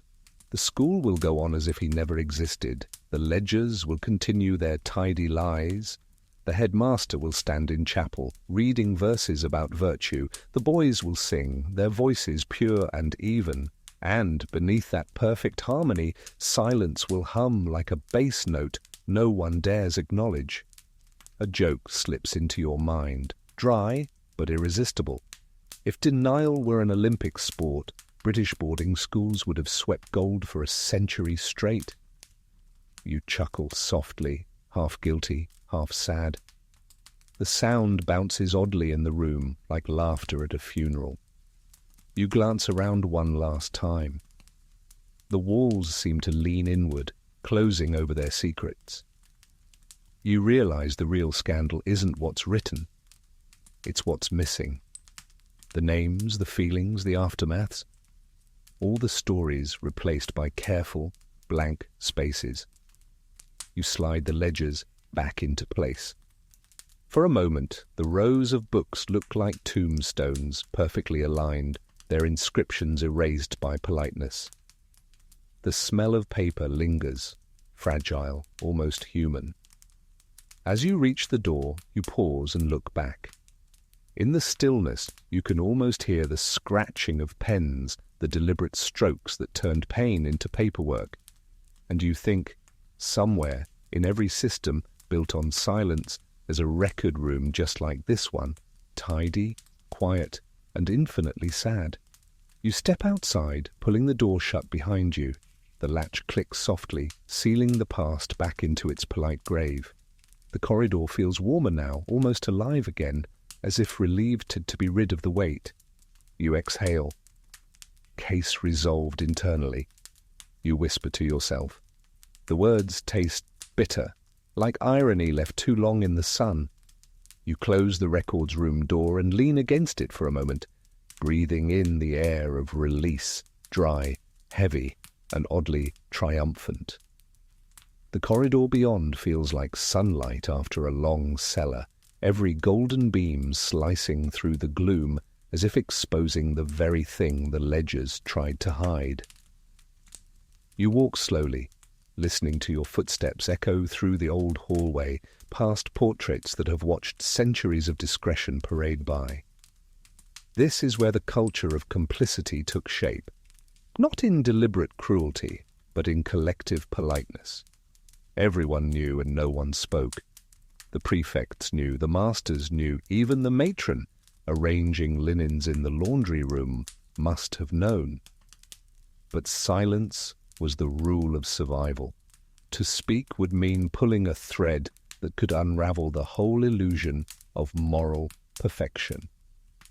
You pause near the grand staircase, where the sunlight falls through stained glass and pools across the floor like a confession too bright to look at directly. It's hard not to admire how well this system worked, how effortlessly guilt became part of the architecture. A mainstream historical fact. By the early 20th century, most major British boarding schools had what they called codes of discretion. Students were taught to report theft, insolence, or blasphemy, but never personal matters. Personal was the euphemism for anything emotional, vulnerable, or human. The rule wasn't written, but everyone understood it. It became the social contract. Hide each other's secrets, and the world will think you're noble. You sit on one of the steps, feeling the cool marble through your palms. From here, you can see the main hallway stretching into the distance, empty now, but you can imagine it alive with motion. Boys in blazers marching 2 by 2, masters gliding past like priests of propriety. To outsiders, it all looked so civilized. Inside, it was a pact of silence, masquerading as dignity. Historians still argue whether that silence was intentional collusion or merely habit. Was it cruelty or just the British way of coping? Maybe it was both, a strange cocktail of repression and courtesy, stirred daily at breakfast and bedtime. You remember something you read once in an old memoir. We never spoke of our affections, but we all lived by them. That line has haunted you ever since. It explains everything, the perfection, the scandals, the contradictions. They didn't repress desire because they hated it. They repressed it because they couldn't bear the embarrassment of admitting they needed it. You rise and walk toward the far end of the hall, where the prefect's study used to be. The door creaks open easily. Inside, the room smells faintly of furniture polish and pencil shavings. A large desk sits in the middle, surrounded by chairs arranged in a semicircle, like a tribunal for adolescent misdemeanors. The prefect system was genius in its sinister way. Authority replicated itself. Students became little masters, enforcing the same rules that had once crushed them. It was how the institution ensured continuity, but it also bound them together in complicity. Each act of punishment, each look the other way, tied another knot in the web. A quirky tidbit from the archives. At one school, prefects used to keep what they called a silence book. It was a journal of names, not of those who broke rules, but of those who spoke too much. Every week, the most talkative boys were assigned reflection periods. Imagine being punished for existing at the wrong volume. You walk around the desk, touching its surface lightly. The wood feels worn in familiar places, edges smoothed by nervous fingers, corners darkened by candle soot. You find an old piece of paper tucked under the inkwell, a list of signatures, each followed by a title: head prefect, house captain, library warden. The handwriting varies, but the tone is the same: stiff, immaculate, slightly terrified of personality. You smile wryly. Even rebellion here had to be well inked and grammatically correct. A draft from the window stirs the pages, and for a moment it sounds like applause, or maybe just paper breathing. You look out the window onto the courtyard below. A group of younger students would have been playing there once, running circles under the watch of their seniors. You can almost hear the hierarchy in motion. Laughter from one end, reprimands from the other. The prefects were not monsters, though some surely behaved like them. Most were simply repeating what had been done to them. Punishment was a form of mentorship, silence a kind of inheritance. You do what's expected, and you're rewarded with a badge, a room of your own, and the right to look the other way. That's the heart of complicity, not malice, but comfort. The safety of fitting in. You imagine a meeting in this very room a century ago. A nervous student accused of improper correspondence sits before the prefects. One of them, The head boy, perhaps, clears his throat, quoting some moral clause from the handbook, but his eyes flick away quickly and he lets the boy go with a warning. Later that night, he burns the note himself, because he knows how it feels to write something you shouldn't. That's how the machine ran, by selective empathy. Everyone protected everyone else as long as they all kept pretending. You find yourself chuckling softly. It's all so perfectly British. Sin handled with paperwork, guilt disguised as decency, affection hidden under the word impropriety. It's almost elegant in its absurdity. A small notebook on the desk catches your eye. Inside are short entries in careful handwriting. April 4th, advised discretion. June 10th, spoke to the head about rumours. July 2nd, case forgotten. 3 lines to summarise someone's life. You close the book gently, the leather cover cool under your fingers. Historians often talk about institutions as if they're buildings, but standing here you realise they're just habits, passed from person to person, generation to generation, until no one remembers where the rule began. Maybe that's why complicity feels so natural here. It isn't conspiracy, it's culture. You look out the window again. The sun has shifted. The courtyard is bright now, alive with the sound of leaves in the wind. For a moment you think you hear laughter again, the echo of students long gone, running, chasing, shouting. The sound is beautiful and melancholy all at once, and you whisper to no one. It wasn't the silence that did the harm, it was how well they learned to love inside it. And somewhere in that thought, you understand why these places produced not just scholars and officers, but politicians, writers, spies, and lovers, who all spoke in the same coded tones, people who could confess without confessing, promise without promising, touch without touching. You leave the prefect's study, the door clicking softly behind you. The sunlight spills across the marble floor in long, thin rectangles, like lines of unwritten truth waiting to be filled. You walk through them, your shadow stretching and folding as you move, and you realize that the building has taught you something it never meant to. How silence becomes tradition, how tradition becomes beauty, and how beauty, if you're not careful, becomes the most polite kind of cruelty. You follow the corridor out of the prefect's study, where the air smells faintly of cologne and chalk dust, and descend a staircase that feels lighter than the others, less foreboding, less haunted by old sermons. The portraits on the wall shift too, fewer stern faces, more delicate features. The frames are gilded, the subjects women in high-necked gowns. You've reached the other half of this world, the one hidden behind walls and hedges and polite euphemisms. This is where the girls behind the gates lived. You push open a side door and step into a courtyard that once belonged to a sister institution, a seminary for young ladies, as the sign still reads in chipped gold paint. The air here is gentler, almost fragrant. A vine climbs the wall, curling around windows with lace curtains still yellowed by age. Everything seems designed to suggest innocence, though you know by now that innocence in these places was just another form of disguise. The atmosphere is different, yes, but the rules were the same. Silence. Obedience. Modesty. The architecture still whispers control. The difference is only in the vocabulary. A mainstream historical fact. By the late 19th century, upper-class families often sent their daughters to finishing schools or convent-run academies, while their sons endured the character factories. These institutions prided themselves on moral purity, cultivating what they called refinement of soul. But in practice, refinement meant repression wrapped in ribbons. You walk beneath an archway into a long hallway where sunlight pours through tall windows. The parquet floor glows like honey.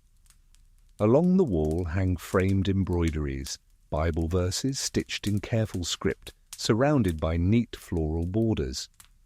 Virtue is her adornment. Silence is grace. You pause at that one, smiling faintly. You've heard it before, spoken in sermons, implied in classrooms, now immortalized in thread. The message never changed, only the gender of its audience. You enter what was once the music room. A grand piano sits in the corner, its lid propped open, its keys ivory yellow and cracked. The air smells faintly of wax polish and lavender. You press one key, the note wobbles and fades. Still you can imagine it, the sound of 100 fingers practicing scales, while a mistress in black lace listened for mistakes. You walk slowly around the room, past mirrors framed in gilt and benches with velvet seats. There's something almost cruel in how beautiful it all is. This school promised cultivation, but what it really produced were performances, straight posture, soft voice, controlled laughter. Emotion wasn't forbidden here, it was choreographed. Historians still argue whether finishing schools were liberating or imprisoning. Some say they gave women rare access to education, however shallow. Others call them gilded cages. But what's undeniable is that they too became laboratories of secrecy. When you forbid a young woman to feel, she finds other ways to express it, letters in perfume, glances across sewing circles, code slipped into hymns. A quirky tidbit: at one academy in Bath, students were required to wear gloves at all times to prevent idle touching. The headmistress believed skin-to-skin contact encouraged wayward imagination. The girls, of course, learned to rebel elegantly by exchanging embroidered handkerchiefs scented with lilac, the 19th century version of a love note. You pause by the piano again, brushing dust from its surface. Someone has scratched a few words into the lacquer, barely visible in the light. We are good, but not dead. The letters are thin but determined, like the writer had to carve fast before being caught. You smile softly. That's the thing about repression, it always underestimates creativity. You wander through a connecting door into the dormitory. The beds here are smaller, narrower, each with lace covers and folded blankets in pastel hues. But the symmetry is familiar, the same rows, the same supervision, the same lack of privacy. Above each bed hangs a small crucifix, tilted slightly as if weighed down by the effort of constant vigilance. The scent is powdery, lavender, starch, and something faintly metallic. You can almost hear the murmur of girls saying their prayers, the rustle of nightgowns, the quiet creak of bed springs when someone turns restlessly in the dark. You imagine a 16-year-old girl staring at the ceiling, her hair fanned across the pillow like spilled ink. She's been told her purpose is purity, her destiny a good marriage, her body a vessel of virtue. But she feels something stirring inside her, curiosity, maybe, or defiance, or simply the desire to be more than what's been assigned. She can't name it, but she knows it doesn't fit neatly into the hymns. You picture her whispering through the darkness to the girl in the next bed. Are you awake? A pause. Yes. And that's all it takes, the smallest crack in the wall of obedience. From there, everything else begins, laughter muffled under sheets, secrets whispered between giggles, letters written in invisible ink made from lemon juice. A mainstream fact to ground the scene. By 1900, several girls' schools began introducing character training, modelled after the boys' institutions, complete with prefects, honour codes, and morning prayers. But instead of suppressing desire, it redirected it toward piety, obedience, and self-denial. In other words, the same machinery, just painted a softer colour. You lean against the windowsill, watching the lights spill over the garden beyond. Roses bloom against the fence, their petals already heavy and beginning to drop. The beauty feels too perfect, almost staged like the school itself, designed to create appearances rather than truths. Historians still debate whether these schools truly believed in their own ideals. Some headmistresses were reformers, advocating education and independence. Others clung to a fantasy of purity so rigid it fractured beneath its own weight. Either way, the result was the same. Girls learned to smile and conceal at the same time. There's a small framed photograph on the wall, 3 young women in matching dresses, arms linked, eyes fixed somewhere beyond the camera. Their faces are serene, but their hands tell another story. One clenches her skirt tightly, another's fingers brush the third's wrist, a gesture so subtle you almost miss it. You wonder if they knew what they were saying to each other through that touch. A laugh escapes you, soft and bittersweet. If modesty were a science, you murmur, they would have won the Nobel Prize. You walk toward the far end of the dormitory where the matron's quarters used to be. Her desk still stands there, covered with small notebooks, each labelled with a girl's name. Inside, attendance, conduct, spirit. You flip through one. The handwriting is perfect loops. Every line ends with a word. Good, excellent, quiet. The perfect report card for disappearing gracefully into society. But on the last page, there's a smudge, ink, blurred by water. A tear, maybe. Or maybe just the matron's hand, trembling at something she didn't have the courage to write.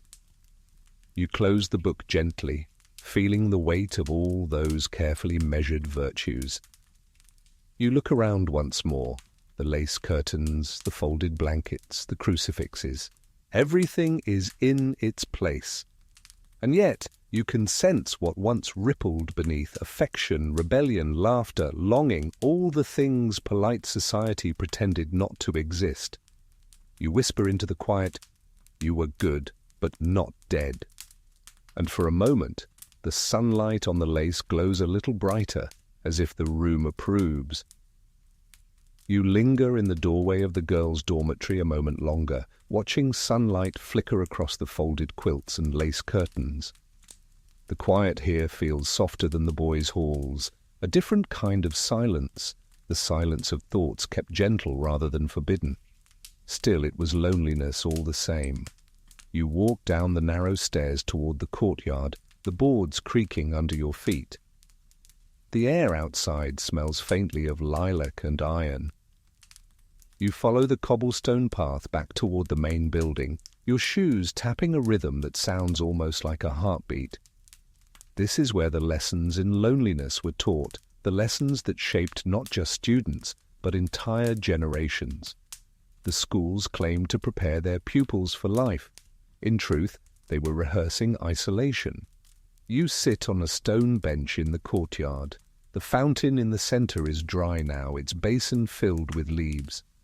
You imagine it as it must have been a century ago, the girls walking in circles around it, books clasped against their chests, forbidden to speak except in constructive conversation. It's almost comical. How does one construct conversation when every topic that matters, fear, affection, curiosity, is off limits? A mainstream historical fact, in the 19th and early 20th centuries, correspondence rules at boarding schools restricted students to 1 letter home per week. Incoming mail was often read aloud by masters or matrons to ensure decency. The result was an entire generation of young people trained to express longing through understatement. The British art of emotional subtlety was born, in large part, right here. You run your hand along the stone bench, feeling its chill. Loneliness was the curriculum. The students were taught to live with absence, of family, of privacy, of touch, and to treat it as virtue.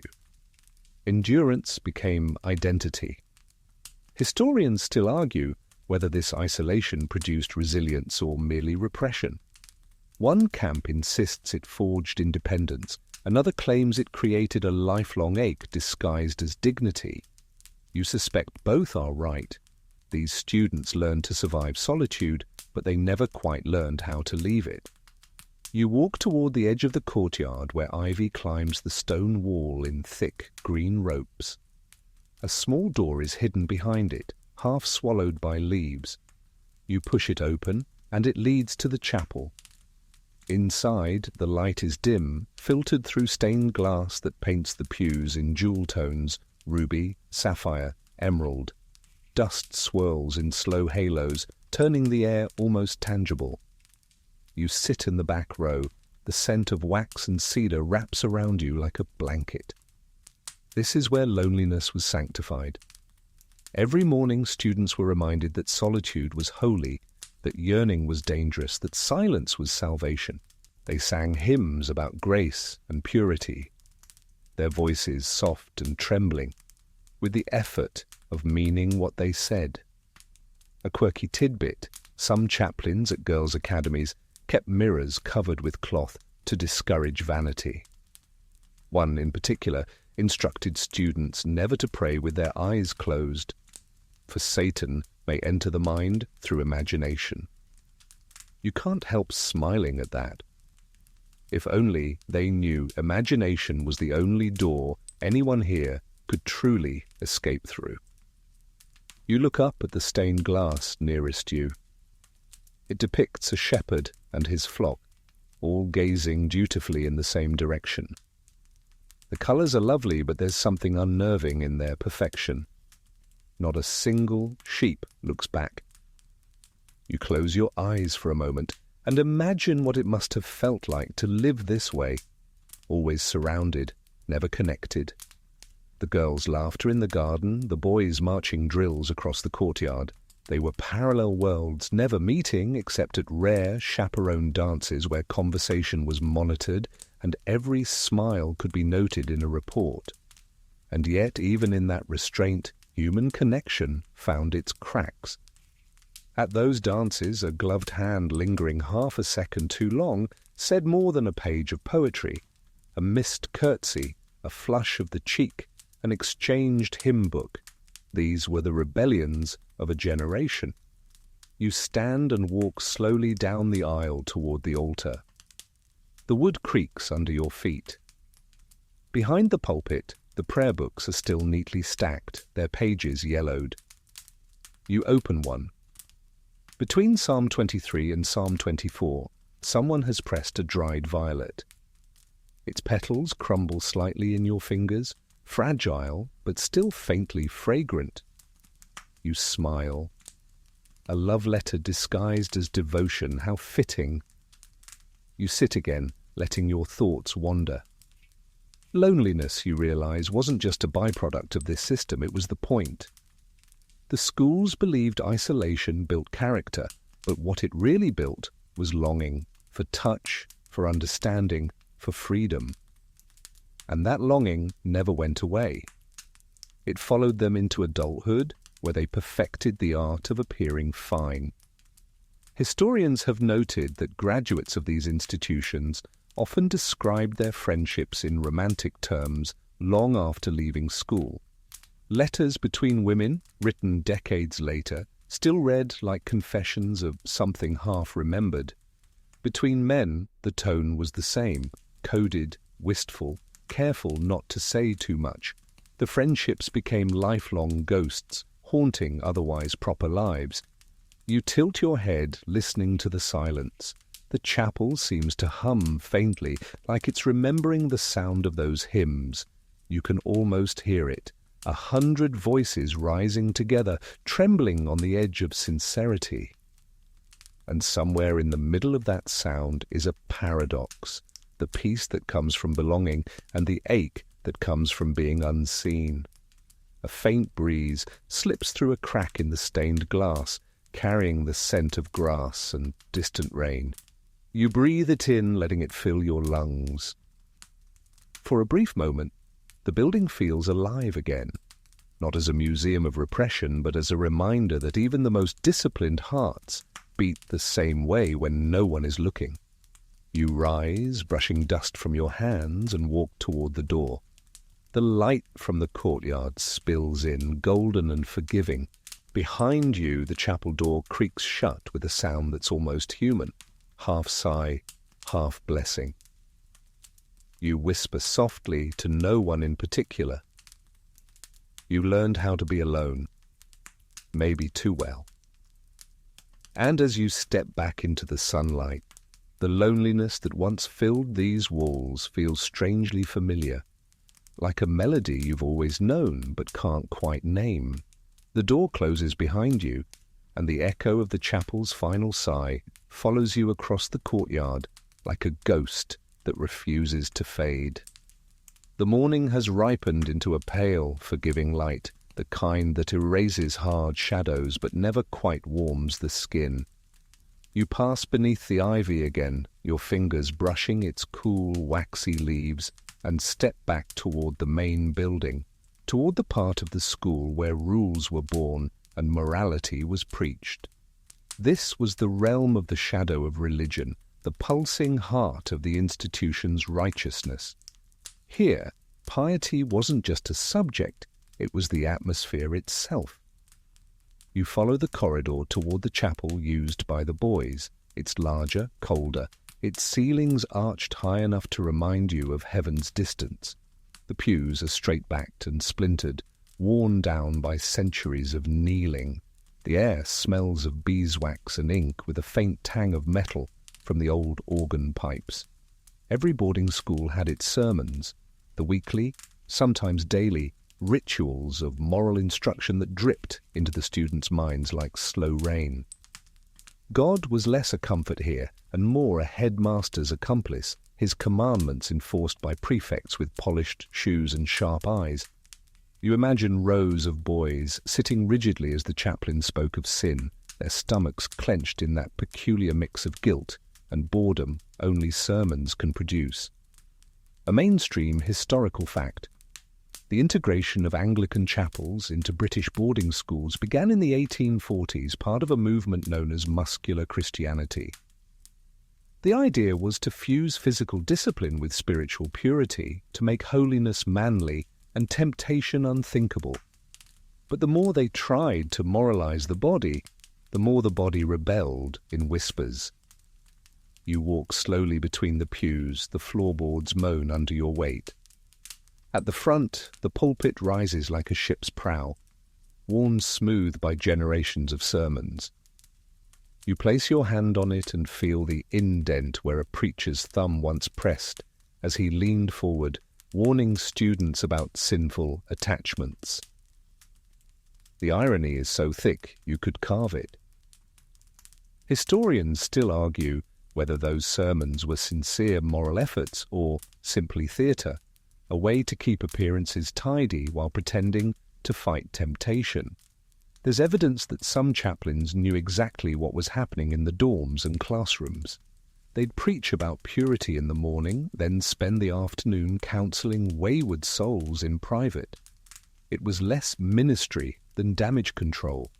You picture the scene, a student summoned to the vestry after evening prayers. The chaplain closes the door softly, the lamplight flickering. He clears his throat, begins the familiar lecture on self-restraint. But his voice falters. Maybe he sees something in the boy's eyes, a reflection of himself, decades younger, terrified, trying to perform goodness. The silence between them stretches. And in that silence, compassion wrestles with duty, and duty always wins. You sit in one of the pews and stare at the stained glass. The window above the altar glows faintly, even in the grey light. It depicts St. George slaying a dragon, his face serene, his sword impossibly clean. The message is obvious, vanquish the beast within, but you can't help thinking that the real dragon here wasn't sin, it was shame. A quirky tidbit, one chaplain at Winchester in 1882 reportedly introduced moral hygiene charts that students had to fill out weekly, marking their spiritual lapses. No one ever defined what counted as a lapse. You can imagine the confusion, the quiet humiliation. Some boys simply filled every box with a single word: prayed. You lean back, your eyes tracing the cracked plaster of the ceiling. If faith is supposed to comfort, this version of it was more like surveillance dressed in liturgy. Every hymn, every prayer was another reminder to conceal, to tighten, to deny. And yet religion wasn't the enemy, it was just another language for what the school couldn't say directly. The sermons about purity were also sermons about fear. Fear of feeling too deeply, fear of being seen, fear of difference. You can almost hear the chaplain's voice trembling as he warned that desire leads the soul astray, never realizing he was describing the very hunger that made people human. You stand walking toward the organ. The keys are covered with a sheet of linen, but you lift it gently and press one. The sound that emerges is low, mournful, and beautiful. The note quivers, then fades into the air like a prayer that lost its way. You can imagine the hymns that once filled this space, voices cracking in adolescence, rising together in awkward harmony. The chaplain at the front, eyes closed, certain he's hearing devotion, never realizing it's something else, the relief of belonging, the strange peace of collective noise. That's the secret power of religion in these schools. It gave structure to emotion. When affection was forbidden, prayer became a substitute. When confession was dangerous, repentance became code. Even love could hide inside a hymn if sung softly enough. You walk toward the vestry door, half open now. Inside, the small office is lined with books, Bibles, psalters, moral tracts. A single chair sits beside a desk, the leather cracked with age. You pick up a notebook lying there. It's a collection of sermon notes. Most are ordinary. Temperance and the schoolboy, duty before desire. But one catches your eye. The title reads, On Compassion. The handwriting below is different, softer, almost hesitant. It says only, how to forgive what we cannot name. You close the book quietly and set it down. Outside, a bell rings, the sound deep and resonant, the kind of bell that makes your chest ache for no reason at all. Historians still argue about the long-term effects of religious schooling. Some call it a triumph of discipline, others call it the birthplace of repression. But maybe it was both an attempt to sanctify control, to turn guilt into a virtue. And maybe that's why even now, so many people mistake restraint for morality. You leave the vestry, passing again through the chapel. The light has shifted. The stained glass burns briefly gold, as if the building itself is trying to confess before dusk. You stop once more at the altar, your hand brushing the smooth wood. You whisper softly, "Forgive what you created." The echo of your voice bounces once, then disappears into the high arches. You step out into the courtyard, blinking against the sudden brightness. The bell tolls again, distant now, its tone heavy with habit. You realize, not without irony, that these sermons worked too well. The students left believing virtue was silence, faith was endurance, and heaven was simply the absence of trouble. And yet somewhere beneath the hymns a quieter theology was forming, one that said love, in any form, was holier than fear. You smile faintly, thinking maybe that was the only real miracle this place ever produced. The bell's last echo fades behind you as you step out into the courtyard again, blinking against the late afternoon light. The air carries the faint sweetness of cut grass and the metallic tang of old rain, and somewhere distant laughter drifts up from the playing fields. You follow the sound, your shoes crunching over gravel, until you reach the wide expanse of the green. A group of students would have been there once, cricket bats flashing, shouts carried on the wind, everything perfectly choreographed to look wholesome. To anyone watching, this was the image of health and unity, sunlight, teamwork, British vigour. But you know better. Beneath every neat game of cricket or rugby lay the strange intimacy of competition, the unspoken closeness of bodies that were not supposed to feel anything at all. This was wartime correspondence before the war even came, the kind of loyalty that started on playing fields and carried itself, years later, into trenches. You sit on a bench at the field's edge, your fingers tracing the initials carved into its wood. The air hums faintly with memory. Sports were the safe outlet, the acceptable expression of feeling. Shouts, embraces, rivalries, all permitted, as long as they wore the mask of camaraderie. Even in the strictest schools, no one ever scolded boys for clapping each other on the shoulder after a win. Affection was allowed only when disguised as patriotism or sport. A mainstream historical fact, the public school system produced nearly all of Britain's officers during World War I. Headmasters encouraged this, preaching that the playing field was the rehearsal for battle. They were right, in a way. The obedience, the stoicism, the bonds formed under constant surveillance, all of it prepared young men to march, kill, and die without complaint.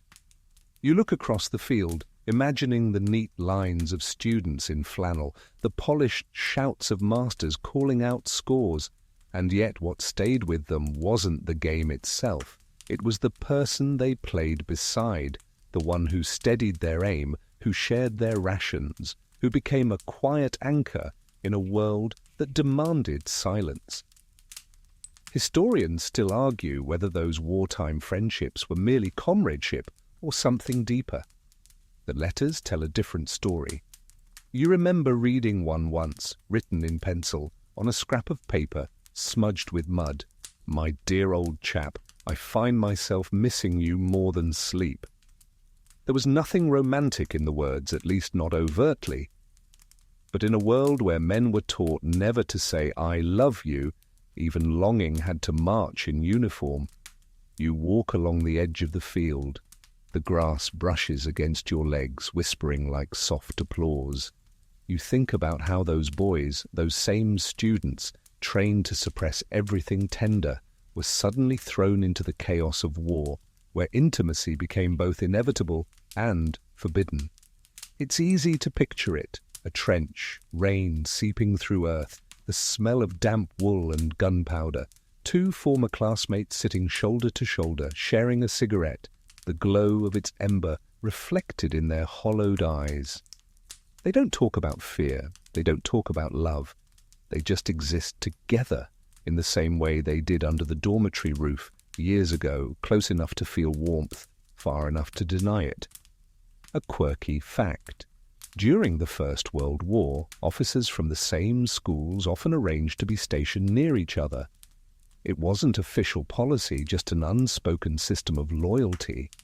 The letters between them became lifelines, carefully phrased, technically proper, yet trembling with everything unsaid. Some of those letters survive in museums now, catalogued as correspondence between comrades. The archivists rarely note how much affection seeps through the ink. You sit down in the grass and imagine those words floating through time, from the trenches back to the classrooms that created them. The handwriting is still the same rounded edges, the same restraint, as if the old schoolmasters were still watching from heaven. One letter in particular, written by a soldier who died near Ypres in 1916, ended with this: "If I fall, tell him he was my best thing." No name, no elaboration, just that. You let out a breath you didn't realize you were holding. The breeze lifts a few blades of grass, scattering them like the pages of a torn diary. Historians still debate how much of that emotion was brotherhood and how much was love. But maybe that distinction doesn't matter, maybe it never did. These men, raised in silence, trained in restraint, used the only vocabulary they had. When the world told them to die bravely, they learned to love quietly. You stand and walk toward the edge of the pitch, where the field slopes into a line of tall trees. The shade feels heavy and cool. The trunks are carved with old initials, some dating back over a century. You run your fingers across one, RD plus HL 1909. The plus sign is faint, but still visible. It feels like touching a pulse. You smile, half melancholy, half tender. Even trees remember. The world after the war would glorify these schools as factories of courage, of character, of sacrifice. They were all that, yes, but they were also factories of loneliness. The men who survived returned home fluent in 2 languages, discipline and longing. Many went on to marry, raise families, govern empires. But inside, some part of them never left the dormitories, the trenches, the fields. That part still wrote letters that began with "my dear fellow" and ended without ever saying what it meant. You turn back to the school. Its roofs glint faintly in the sun, its windows blank as eyelids that refuse to close. You wonder if it knows what it created, how its sermons and punishments, its codes and silences birthed a generation of people who could command nations but couldn't say, "I miss you" out loud. A soft laugh escapes you. They exported repression to every corner of the world, you whisper, and called it civilization. A bell rings again, faint and distant, calling no one now. You imagine the boys once sprinting across this field at its sound, shouting, laughing, wrestling each other to the ground. You imagine the war songs that replaced their hymns, the uniforms that replaced their blazers, the way they carried the same silence into battle. And you think of the letters they left behind, the quiet proof that even in mud and blood, tenderness refused to die. You whisper to the wind, "Tell him he was my best thing," and let the words dissolve into the air, where they belong. The field empties behind you, and you wander back toward the main house, where the air smells faintly of chalk and soap again. The shadows have grown longer, the light is mellow, the color of weak tea. As you approach the west wing, a brass plaque catches your eye, Headmistress's office. The engraving has dulled with age, but the title still gleams faintly, as if authority never really fades. You push open the door, and a quiet, almost domestic scent greets you. Lavender polish, old paper, the faint sweetness of long-ago perfume. The room feels heavy with memory and performance, every chair and book deliberately arranged. Lace curtains soften the light, and a framed motto above the fireplace reads, "Purity is strength." You can't tell whether it was meant as comfort or warning. This was the realm of headmistresses and hypocrisy. You take a seat in the high-backed chair opposite the desk. Its upholstery is stiff, proper. Across from you, the ghost of the headmistress sits in imagination, corseted spine straight, fingers steepled, eyes sharp behind wire spectacles. She was the school's conscience incarnate, equal parts governess and goddess. To her students, she was law wrapped in lace. A mainstream historical fact. In the late Victorian period, women began taking leadership positions in girls' academies across Britain. Many were pioneers determined to prove that female education could rival the rigour of men's schools. But to succeed in a man's world, they had to enforce the same discipline, the same emotional coldness that once oppressed them. Thus, a generation of women became guardians of the very repression they had endured. Historians still argue whether they were villains or victims of the system. Some were genuinely devoted to their pupils' moral and intellectual welfare. Others, hardened by years of propriety, ruled like queens of restraint. The line between protection and control blurred daily until virtue itself became a kind of cruelty. You study the desk before you. It's immaculate. Inkstand centered, papers aligned, a ruler placed precisely parallel to the edge. Everything about it speaks of order, except for one incongruous object, a small silver frame turned face down. You reach out, flip it over gently. Inside, a photograph of a younger woman smiles faintly, her hair loose, her expression soft. Someone she once loved, perhaps, before the rules forbade it. You set the frame upright. The gesture feels like writing history itself. There's a file cabinet behind the desk, its drawers labelled in careful handwriting, conduct, academic, personal. You pull open the last one. Inside are small index cards, each bearing a girl's name and a brief comment. Catherine, exceptionally gifted, too imaginative. Mary, well-behaved, prone to melancholy. Edith, improved demeanour after reprimand. Each line is a life distilled into a report. You scan through until one note catches your eye. Dismissed quietly, suspected influence over younger pupil. You exhale softly. Even affection had to be bureaucratized here.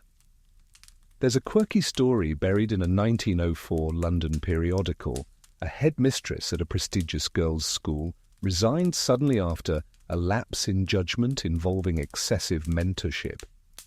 No one said more. The following year, her successor instituted a rule banning private walks between staff and students. Historians, of course, can only speculate. But the scandal lived on in whispers, coded as morality tales. You glance around the room again. The shelves are filled with books, scripture, etiquette guides, educational treatises. One title catches your eye.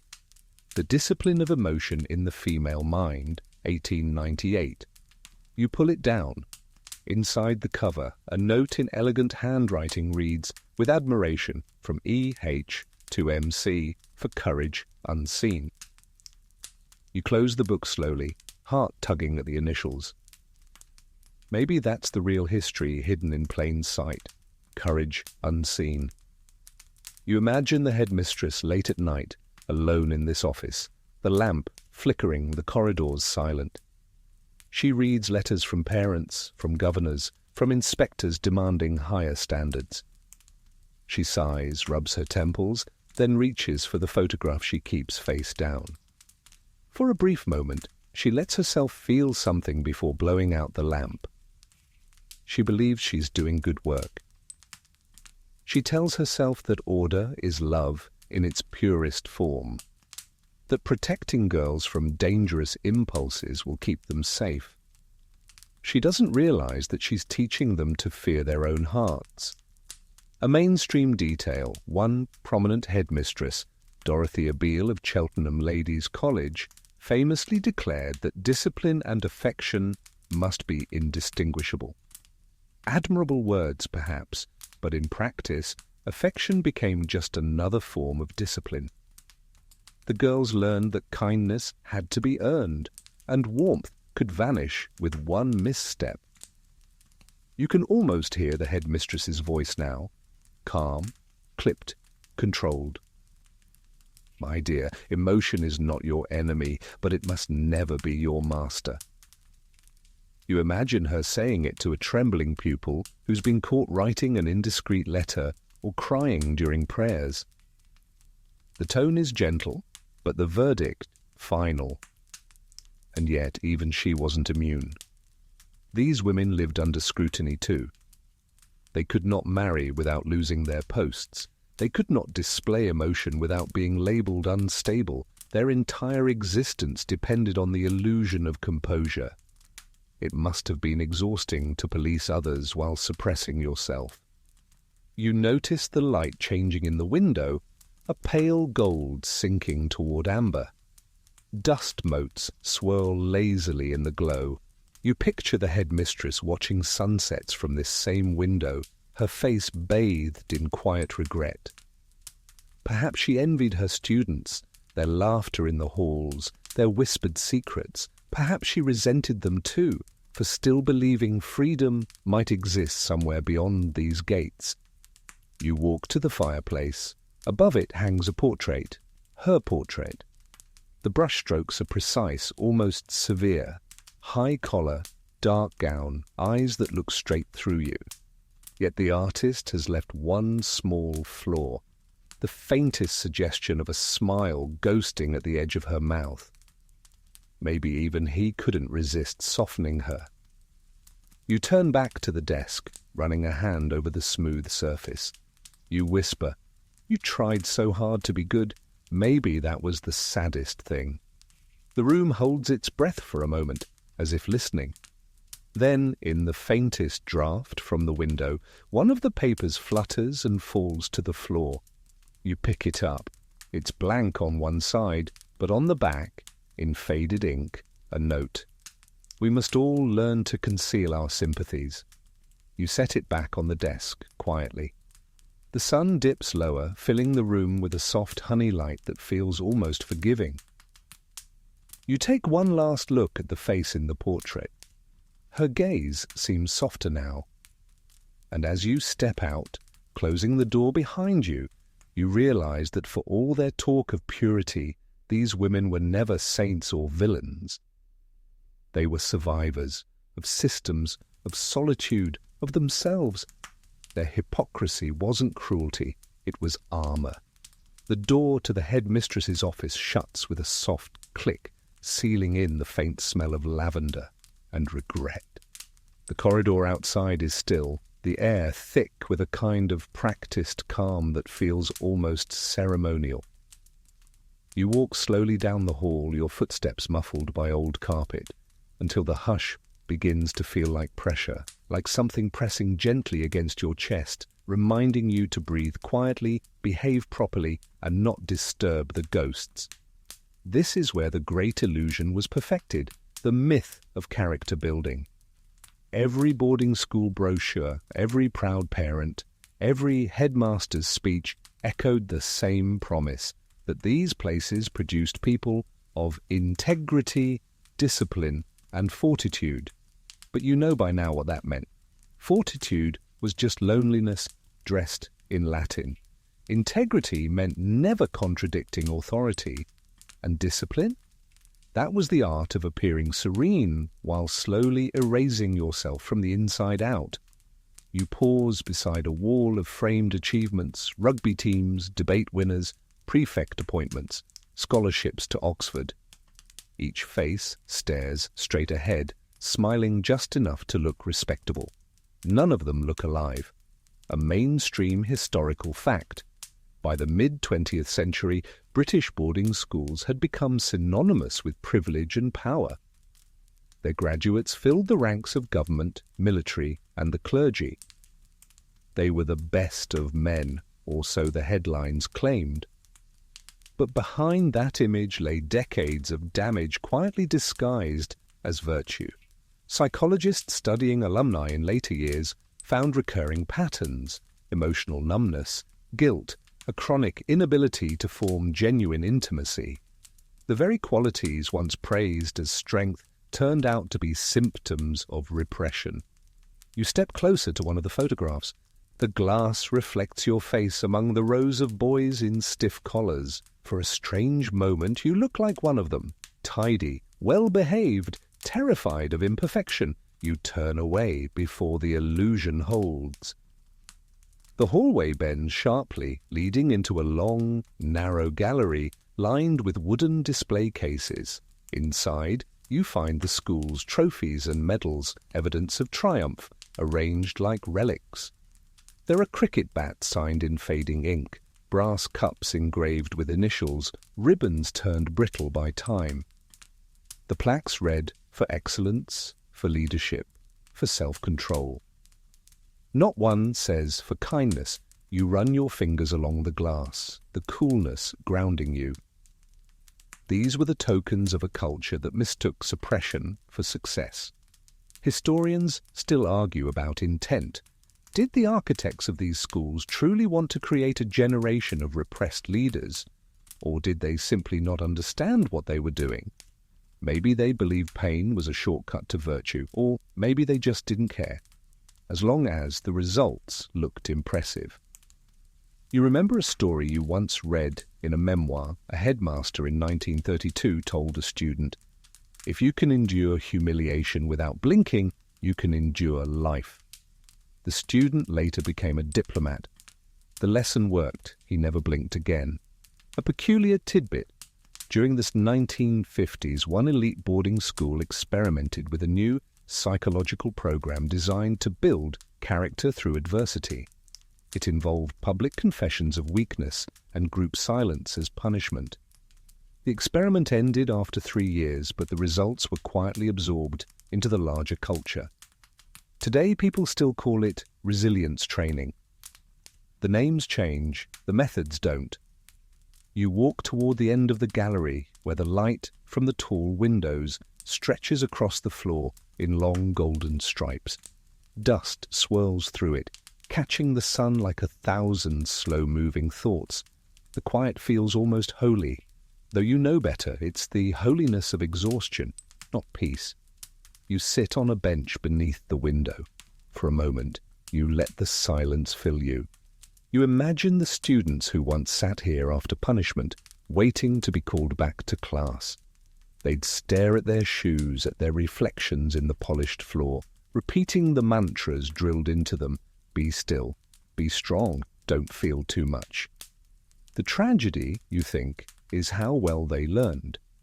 Many of them carried that stillness into adulthood, wearing it like armor.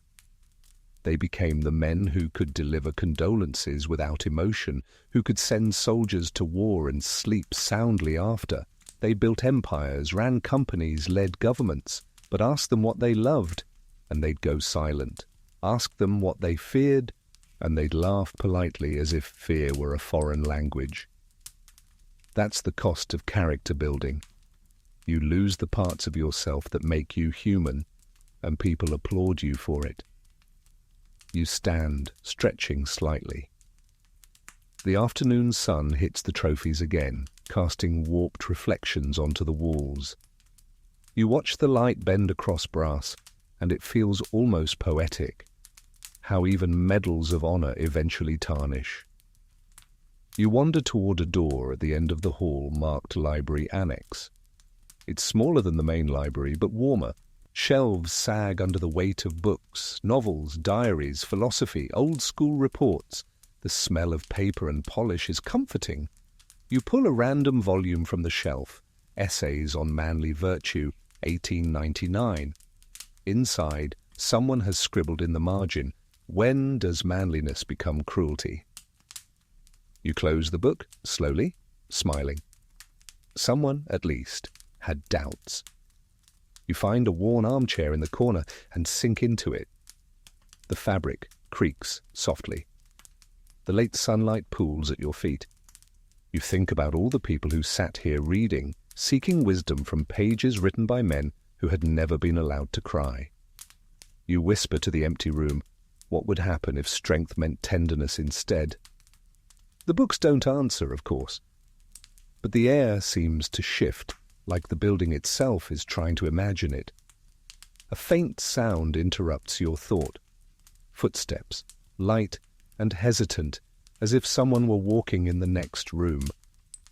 You know it's only the wood contracting in the afternoon heat, but for a heartbeat, you imagine it's one of them. A boy from a century ago, sneaking in to read something forbidden, maybe a book of poems or a novel about love. He stands beside your chair, invisible but present, his silence filled with everything he was never allowed to say. You close your eyes and let the thought linger. Maybe the myth of character building was never about creating better people. Maybe it was about ensuring no one ever questioned the system again. And yet, here you are, questioning it in the same air where it was born. That's a small victory. You open your eyes. The light has softened to amber, and the room feels tender now, almost forgiving. You rise, place the book back on the shelf, and whisper to the dust, "You endured, but you deserved better." The window glows one last time before the sun slips behind the hill. The trophies fade to shadow, the portraits to grey. Only the silence remains, polite, perfect, and for once, almost peaceful. The library grows dim behind you as you step back into the corridor, the amber light of late day turning everything soft and tired. The long hallway hums faintly with the kind of stillness that follows decades of performance, the echoes of recitations, footsteps, reprimands, all dissolved into the walls. You move toward the north wing, where the light is colder, the air less forgiving. The brass doorknob beneath your hand feels like ice. You've reached the classrooms of compliance. The door swings open with a sigh, revealing rows of wooden desks aligned with mathematical precision. The blackboard at the front is clean, except for one faint chalk line that refuses to vanish. You step inside and the scent of chalk dust and varnish pulls you backward in time. Here, education was theatre. The students played their roles, the diligent, the obedient, the suitably frightened, and the masters played theirs, the strict, the righteous, the untouchable. Every word, every gesture rehearsed to perfection. It wasn't learning, it was training. A mainstream historical fact. By the late 1800s, boarding schools adopted the prefectorial system not just for discipline, but for pedagogy. Older students became authority figures, enforcing rules among their peers, while teachers focused on rote academics. The goal wasn't intellectual curiosity, it was obedience. The perfect gentleman was not one who thought deeply, but one who never thought inconveniently. You take a seat in the back row. The desk wobbles slightly. You imagine what it must have been like to sit here every day, spine straight, ink-stained fingers cramped around a pen, eyes trained on the blackboard, while your mind roamed elsewhere. You can almost hear the scrape of nibs, the low murmur of recitation. Amo, amas, amat. Historians still argue whether these institutions produced brilliance or conformity. Certainly they produced scholars, mathematicians, writers, officers, but they also produced generations of men and women terrified of disobedience. They were fluent in decorum, illiterate in emotion. The curriculum taught everything but compassion. You glance at the blackboard again. The faint chalk mark looks almost like handwriting. You walk closer. It reads just barely. Be kind, they are watching. You smile softly. A student's joke, perhaps, or maybe a warning. You pick up a piece of chalk from the tray. It leaves a white smear on your fingertips. You write beneath the old message, your letters small but deliberate, still watching. Then you blow gently, letting the dust rise and drift through the beam of sunlight. A quirky tidbit, one elite school in Yorkshire had a tradition called the Hour of Reflection, where every student had to sit in silence for 60 minutes after supper to ponder self-improvement. No books, no writing, no speaking, just thinking. The masters called it a lesson in composure. Students later joked it was where they perfected the art of appearing calm while imagining escape. You walk between the desks. Some bear carvings, initials, dates, tiny drawings of ships and faces. One reads simply, "Forgive me." You trace the letters with your fingertip, and the wood feels warm, as if someone carved it not with a knife, but with need. You sit again, leaning back slightly. The room feels heavier now. You picture a master at the front, grey suit, pocket watch, voice like a metronome. He drones on about Latin syntax or moral philosophy, never looking anyone directly in the eye.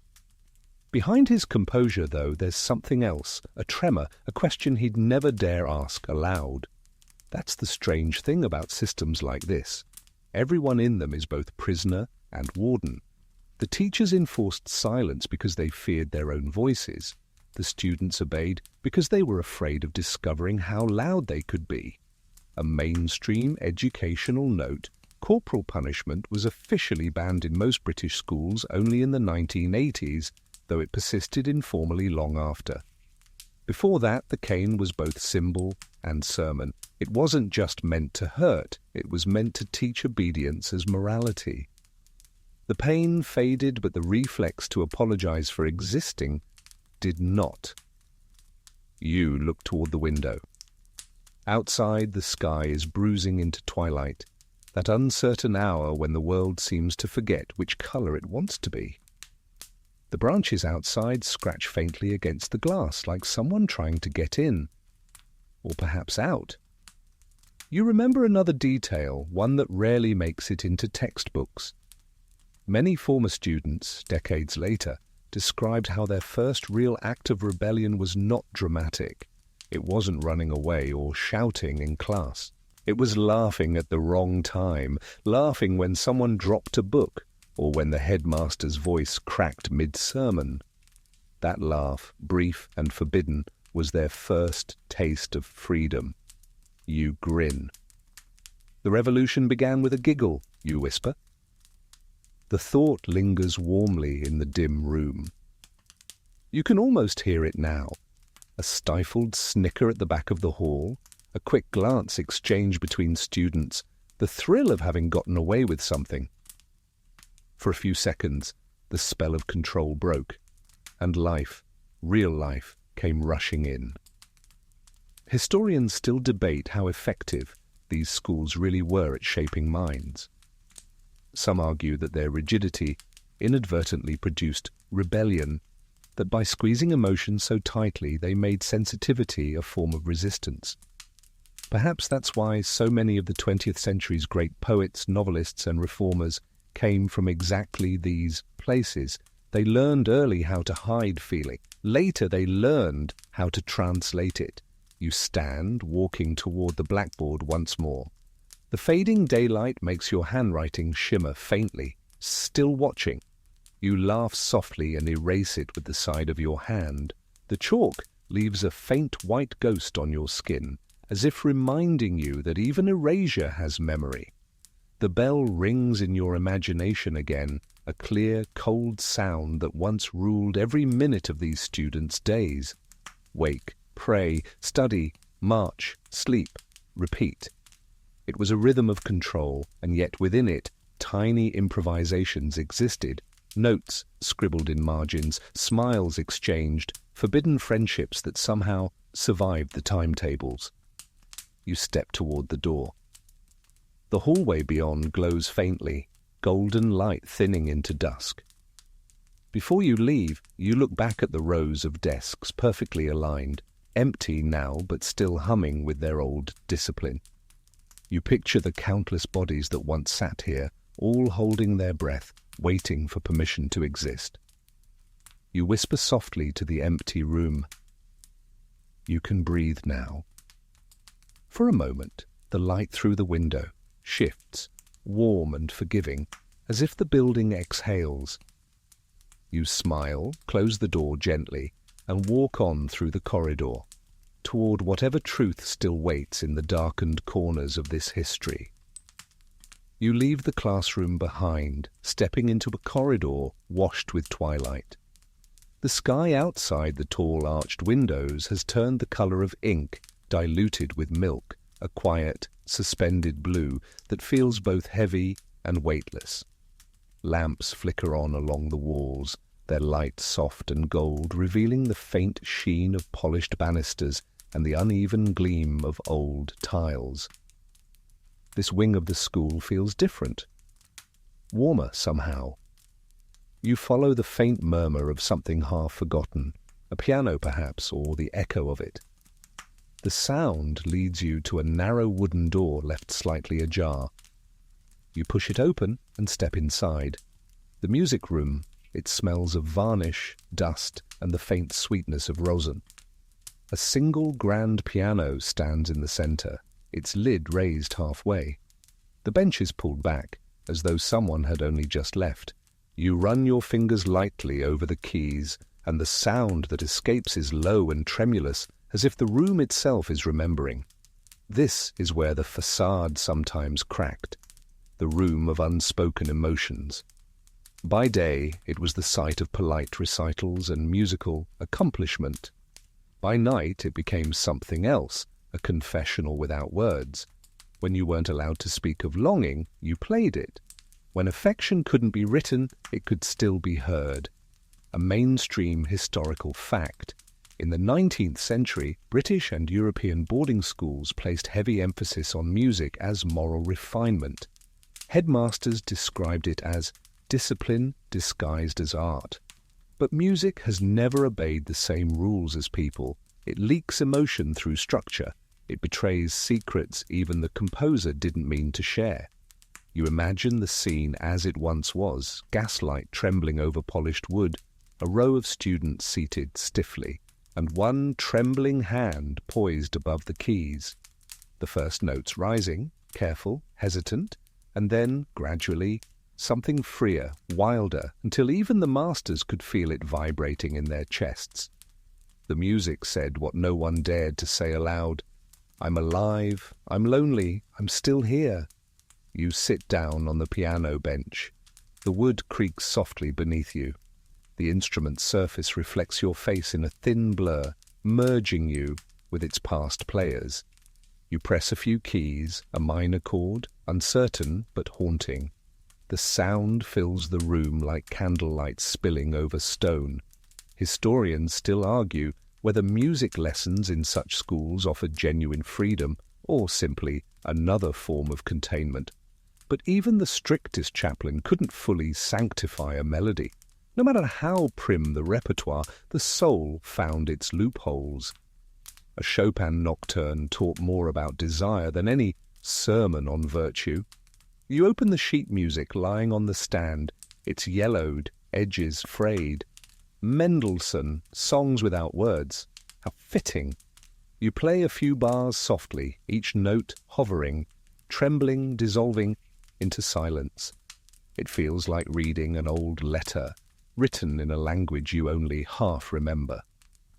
A quirky tidbit, one former pupil at a girls' academy recalled how they were forbidden from playing certain composers, Liszt, Chopin, even some Beethoven, because their music was deemed too passionate.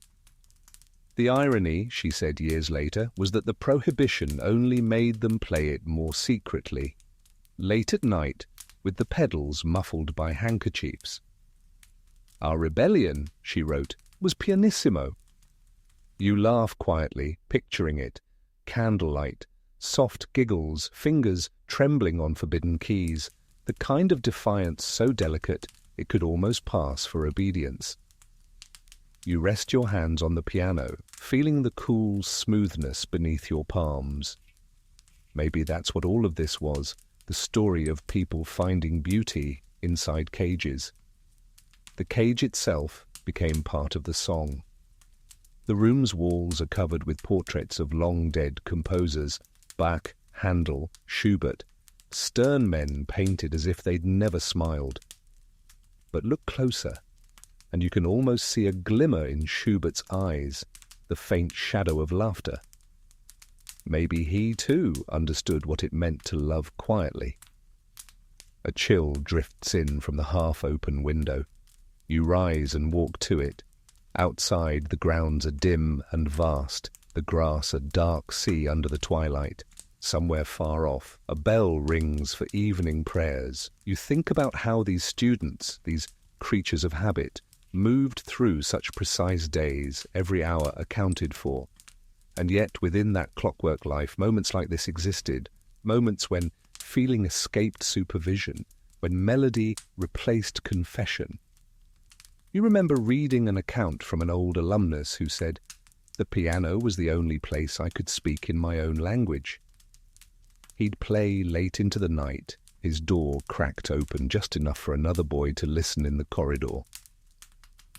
"We never said a word," he wrote, "but I think he knew." You look down at the black and white keys again, thinking about all the fingers that touched them, all the small hopes that pressed down and lifted away. The room is full of them, ghosts of sound, ghosts of emotion, too polite to name themselves. Historians still debate whether music was encouraged or tolerated in such rigid systems. It didn't fit the mold of control. It was unpredictable, emotional, too alive.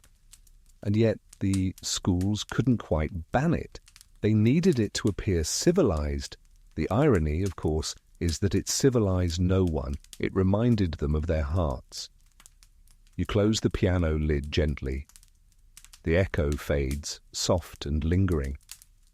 The silence that follows is not empty. It's heavy with aftersound, like breath after a confession. You linger a moment longer, then turn to leave. Near the door, a single scrap of paper lies on the floor. Old, folded, almost invisible in the dim light. You pick it up carefully, In faint pencil are the words, "Play the second movement for me." No name, no signature, just that. You fold it again and set it on the piano's edge. The gesture feels almost sacred. Then, with one last look around the room, you whisper to the lingering air. They heard you. The door closes softly behind you, and the sound of the latch blends with the final, imaginary note of a nocturne that's been echoing here for over 100 years. You leave the music room, stepping into a corridor bathed in the bluish glow of early evening. The lamps flicker against the stone walls, and the whole building seems to hum with a gentle, exhausted quiet, as if the day's memories are settling down to sleep. You turn right, following a narrower passage that winds behind the chapel until you reach a small wooden staircase leading downward. The air grows cooler with each step, carrying a faint smell of damp stone and something sweetly metallic. Old ink, perhaps, or rusted hinges. You've found the archives of memory, a basement that once stored the things not important enough to display upstairs, exam ledgers, old uniforms, forgotten props from school plays. But these dusty relics are the truest storytellers. You push open a low door and your lantern light spreads across shelves stacked with boxes and folded cloth, all faded into a near sameness of brown. The air is so still you can hear your own breath. You kneel, pull one of the boxes closer and lift its lid. Inside, a scatter of report cards from 1915, ribbons from athletic meets, a cracked photograph frame showing a line of girls in straw hats. Beneath them lies a small stack of letters tied with a faded blue ribbon. The paper is yellowed, edges curled, the handwriting slanted but graceful. You untie the ribbon. The first page begins simply, "My dearest friend, I write from the dormitory, though lights are out. The moon has found the edge of your bed again, and it feels like company. We will be told tomorrow that longing is weakness. I will nod, of course. But if this is weakness, then I hope never to be strong." You stop reading. You don't need to see the rest to understand. The entire room seems to draw closer, listening. A mainstream historical fact. Many boarding schools during the First World War stored students' letters for censors to review before posting. What wasn't mailed was sometimes archived, either confiscated or simply never collected. Archivists now occasionally uncover these forgotten correspondences, fragments of affection, grief, apology. They form a hidden diary of the human heart, written by people who were never supposed to leave evidence of having one. You set the letter aside and open another box. Inside are playbills, school performances of Shakespeare, Sheridan, Molière. The paper smells faintly of smoke and cologne. The casts are printed in neat lists, all roles performed by students. You smile. Cross-dressing wasn't just tolerated here, it was institutionally required. And in those brief hours on stage, a strange liberation existed. Historians still argue whether such performances merely reinforced the norms of gender or subtly undermined them. One boy in a production of Twelfth Night reportedly refused to remove his costume afterward, claiming it was the only time he'd ever felt like himself. The headmaster dismissed it as theatrical nonsense, but the boy's classmates remembered the moment for decades. You imagine the cellar alive with preparation, the sewing of costumes, the whispered lines of forbidden poetry. A century of laughter still clings to the air here, mingled with dust. Perhaps that's why it feels less like a tomb and more like a heartbeat, slowed by time. You lift another lid. Inside lies an old prefect's logbook, its spine cracked. You flip through its pages. Amid the formal entries, lights extinguished, discipline maintained, you find a tiny sketch in pencil. Two figures beneath an archway, one holding a lantern, the other reaching toward it. The drawing is delicate, uncertain, underneath a single word, still. You exhale. Still, you whisper. The word fits this place perfectly. Everything's still here, still quiet, still waiting. A quirky tidbit: one archivist from a Sussex boarding school confessed that during restorations, she often found love notes hidden inside textbooks and hymnals. "We became archaeologists of emotion," she said. "Every scrap of paper felt like a confession that survived its punishment." You find another letter near the bottom of the box. This one never opened. Its wax seal remains unbroken, the initials pressed into it, JH. You hesitate, then carefully slip the edge of a knife beneath the flap. The paper opens with a sigh, and you read, "If this never reaches you, know that I tried. They say feeling makes fools of us, but I think it's the other way around. We bury the parts that make us kind and call the grave virtue." You close your eyes. The words might have been written last week. Maybe they always will be. Historians still argue how to interpret these small survivals. Some call them evidence of rebellion, others of repression. But maybe they're just proof that truth, like scent or sound, seeps through any barrier eventually. These letters were meant to vanish. Instead, they waited. You return them to the box carefully, as though they're living things that might crumble if handled too roughly. You tie the ribbon again, slower this time. When you place the box back on the shelf, your hand trembles, not with sadness, but with reverence. You rise and wander deeper into the archive. In the far corner, a wooden trunk sits half buried under a tarp. You pull it free and pry it open. Inside, uniforms folded with military precision, their fabric stiff with age.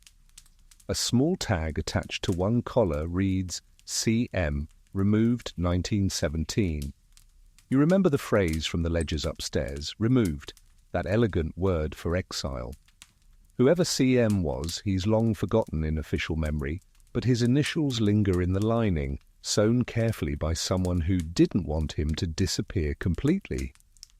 You sit back against the wall, the smell of dust filling your nose.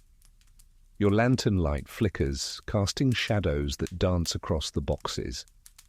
Each one contains a life reduced to fragments, ribbons, notes, sketches. All these small rebellions against erasure, surviving by accident. It occurs to you that maybe the most radical thing these students ever did wasn't writing letters or hiding glances. Maybe it was refusing to vanish, even when the system tried to fold them into silence. You whisper into the dim air, "You're still here." For a moment, the silence seems to pulse, like an answer. The light sways, reflecting off the brass corners of the trunk, catching the blue ribbon once more. You watch it shimmer, impossibly fragile and impossibly stubborn. You close the trunk, extinguish the lantern, and climb the stairs back toward the present. Each step feels softer, as though the building itself has grown gentler after remembering what it's forgotten. You close the trapdoor to the archives and pause, hand on the latch. The smell of dust and old paper lingers in your clothes, and for a moment you swear the weight of the letters still presses faintly in your palm. The staircase above you curves back into the main corridor, where the air feels lighter, warmer, alive again. Somewhere in the distance, a clock strikes 8. The sound trembles through the halls like a slow heartbeat. You follow it toward the dining hall. The tall doors are carved with crests and Latin mottos, their brass handles dulled from generations of anxious hands. You push one open, and the sound of your footsteps echoes against stone floors. The air smells faintly of bread, polish, and memory. The long tables stretch out in perfect rows, each one lined with heavy benches. Candles once stood in brass holders down the center, but now only a few remain. Wax hardened into pale drips, as if the flames simply walked away. This was the stage of ritual. Meals here were not about nourishment, they were about performance. Students sat in silence until grace was said, ate only when permitted, spoke only in tones approved by the prefects. Laughter, when it dared to exist, had to be tidy. Even hunger was expected to behave. A mainstream historical fact, in most early 20th century boarding schools, dining was designed to reinforce hierarchy. The headmaster and senior staff sat on a raised dais while students ranked by class year and distinction.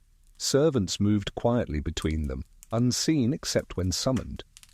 The architecture itself taught obedience, the raised table, the long lines, the single voice that began and ended every meal. You run your fingers along one of the benches. The wood is grooved by time, faint initials carved where idle hands sought rebellion. You trace a heart, just two intersecting curves, shallow but certain. Someone risked punishment for that one moment of honesty. You smile. You walk toward the head table, the elevated platform at the front. The chair in the center still bears a crest carved into its back, a lion holding a book. You sit down in it for a moment, testing the view. From here, the entire hall is visible, symmetrical, controlled. You imagine the headmaster sitting here night after night, overseeing 100 silent boys or girls eating their porridge, his every movement a sermon on restraint. Historians still argue whether the ritual of dining was meant to civilize or subjugate. Some call it moral choreography, a training in patience, grace, and social order. Others see it as an experiment in power, a way to normalize surveillance. The truth, as always, is somewhere between. Dinner was just another classroom, where the lesson was silence. You rise and walk toward the sideboard, where serving utensils still gleam faintly in the dim light. A tarnished silver ladle rests beside an empty bowl. You lift it, feeling its weight. The handle is engraved with a date, 1894. It's odd, holding something that's fed thousands of mouths but remembers none of them. A quirky tidbit. At one school in Kent, students had to sing hymns between each course, one before soup, another before meat, and a final one before pudding. The headmaster claimed it balanced appetite and virtue. The students nicknamed it the hymn diet. You laugh softly, setting the ladle down. The sound bounces back from the stone walls, lonely but not unfriendly. You imagine an evening decades ago. Candles flicker, spoons clatter softly, and the air smells of broth and soap. A teacher clears his throat, everyone freezes. A student halfway through a bite lowers his spoon, eyes fixed on his plate. Somewhere near the back, a whispered joke passes between friends, so quiet it could be mistaken for prayer. The laughter that follows lasts less than a second, but it's enough to feel human. You walk along the length of the tables, listening to your own footsteps replace the ghosts. At the far end, beneath a stained glass window, sits the prefect's table. You can almost see them there, young, self-important, performing adulthood like a borrowed suit. The candlelight catches the shine of their badges. They speak softly, their words measured, mimicking the tones of their elders. And yet, under the table, maybe one reaches for another's hand for just a moment. Because even here, in this theatre of discipline, something warm always managed to survive. You pause beside that final table and glance up at the stained glass. It depicts a feast, a biblical scene of abundance, halos glowing, loaves and fishes perfectly arranged. The irony doesn't escape you. You whisper, even heaven had better catering. Historians still debate whether these dining rituals were sincere attempts at moral education or simply habit passed down unexamined. By mid-century, as war and reform changed the world outside, many schools quietly abandoned the rigid hierarchy of meals. Yet even now, traces remain. The long tables, the formal blessings, the need to fill silence with ritual, all survived because people mistook tradition for safety. You walk toward the kitchen door. It swings open easily, revealing the room beyond. Cold ovens, stacked pots, the smell of time itself. You stand there for a while, imagining the workers who once bustled here, women and men who moved invisibly through these institutions, cooking, cleaning, comforting, but never entering the record books. They were the school's heartbeat, steady and ignored. You run your hand along a counter, feel the cool stone beneath your fingers. The world above was obsessed with control, but down here perhaps there was laughter. Maybe someone hummed while scrubbing pans. Maybe one of them kept the secrets of students and teachers alike, because every system of silence needs its quiet witnesses. You find a small tin box tucked behind a stack of plates. Inside are recipe cards written in looping cursive. Between stewed apples and lentil soup, one card reads simply, "Keep them fed. They grow faster when they are lonely." You close the lid carefully. That line, you think, might be the truest thing in this entire building. You step back into the dining hall. The light has deepened into golden shadow. You stand for a moment in the center, listening to nothing. The silence feels different now, not oppressive, but earned, as if the room itself has stopped pretending to be grand and just wants to rest. You whisper to the air, you don't have to behave anymore. And for a moment, you swear the hall exhales, the dust rising like a sigh, the last light glinting across the benches, soft and forgiving. The dining hall fades behind you, its echoes dissolving into the corridor like candle smoke. You turn toward the eastern wing, where the hallways grow narrower and colder. The floor here tilts slightly, uneven with age, and the ceiling slopes low enough that your shadow touches both wall and floor at once. You pass door after door, storage rooms, laundry closets, unused dormitories, until one at the far end catches your attention. Its brass plate reads, "Matron's Room." You hesitate before pushing it open. The hinges complain softly, releasing a breath of air that smells faintly of starch and rosewater, a scent both clean and mournful. Inside, the room is simple: a small iron bed, a wooden chest, a washstand, a single photograph on the wall. It's a woman's space, plain and purposeful, the command post of compassion rationed in careful doses. This is the room of caretakers and contradictions. You step inside, careful not to disturb the dust. The matron was the school's unofficial conscience, half nurse, half warden, always watching but rarely seen. She comforted fevers, bandaged knees, confiscated letters, and whispered prayers for children who weren't hers. Her presence was both mercy and menace. The students feared her authority but clung to her kindness. A mainstream historical fact. Matrons in British boarding schools held remarkable power despite their low rank in the hierarchy. They managed health, discipline, and moral oversight, often answering directly to headmasters but living apart from other staff. Their rooms were sanctuaries for illness, confession, and sometimes quiet rebellion. Many former students described them as the only adults who looked at us, not through us. You sit on the edge of her narrow bed. The springs creak, the mattress sighs. You can almost hear her voice, a gentle but immovable tone. Sit up straight, dear, chin high. No one feels better while slouching. The advice sounds maternal until you realize it's another form of training. Even comfort had posture.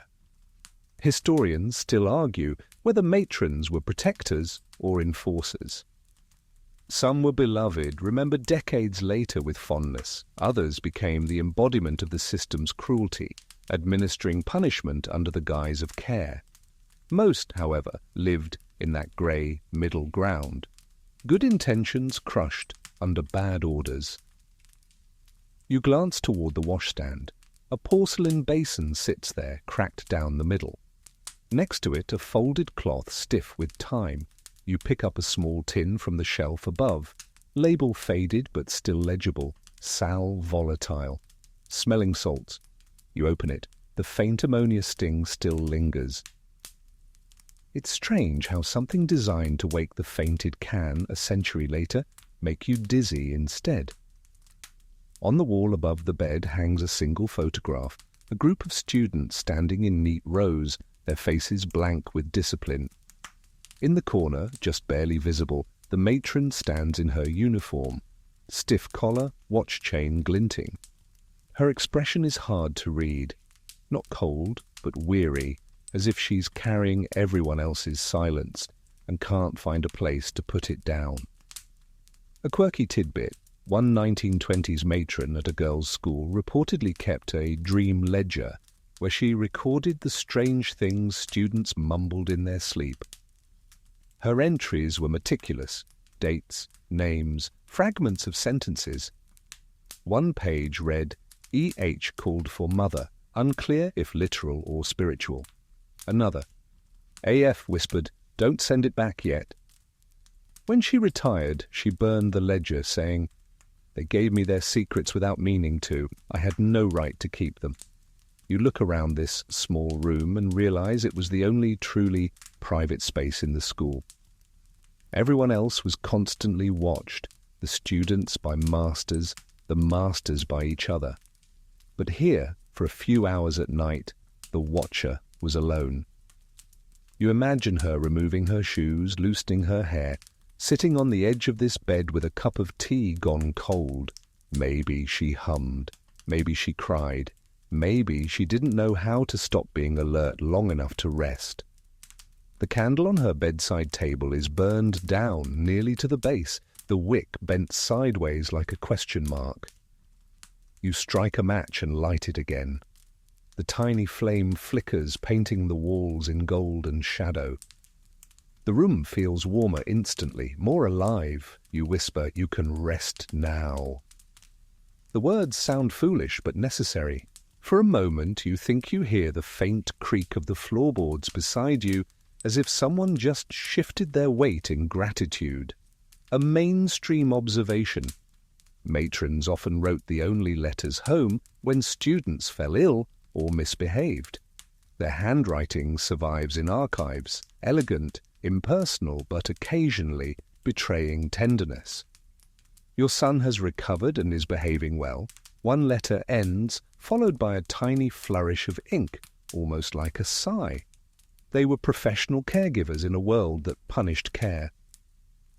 You open the small chest at the foot of the bed. Inside are folded uniforms, handkerchiefs, a sewing kit, and, unexpectedly, a stack of postcards. They're all blank, except one. On its back, written in tiny script, "Sometimes I wish I'd been allowed to misbehave." You smile. You can almost picture her writing it late at night after scolding some poor child for the same impulse. Maybe that's the quiet tragedy of people like her. They spent their lives enforcing rules they secretly envied others for breaking. You stand, looking around one last time. The candlelight dances against the walls, catching the edges of the photo frame. The matron's eyes seem softer now, the weariness replaced by something gentler, like forgiveness. Historians still debate the legacy of figures like her. Some call them the glue that held the system together, others the conscience that kept it from collapsing entirely. But perhaps she was both. Maybe compassion, even in rationed doses, was the system's one redeeming flaw. You blow out the candle. The smoke curls upward in a lazy ribbon, the scent of wax and faint rose lingering as you step back into the corridor. The darkness behind you feels peaceful, like someone finally sleeping. You close the door quietly and whisper to the silence, "Thank you for staying, even when no one thanked you." And somewhere deep in the bones of the old building, a floorboard sighs as if acknowledging the truth.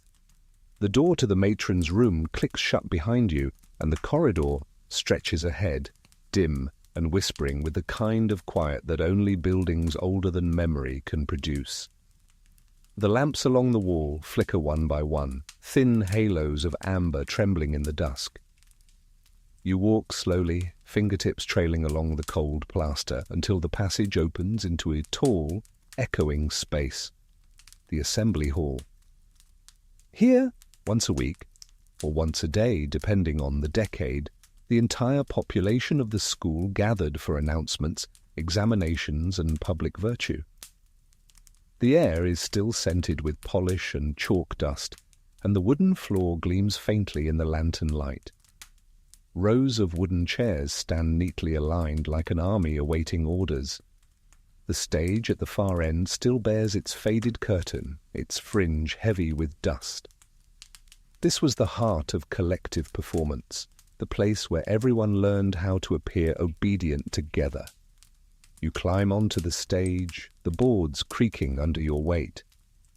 The curtain smells of old velvet, of long applause and longer silences.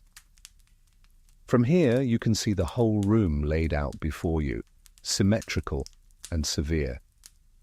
It's easy to imagine the rituals that once unfolded here, the hymns, the readings, the moral lectures, the endless chorus of duty, diligence, decorum.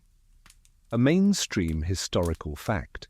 By the early 1900s, most British boarding schools held daily assemblies modelled on the Anglican service.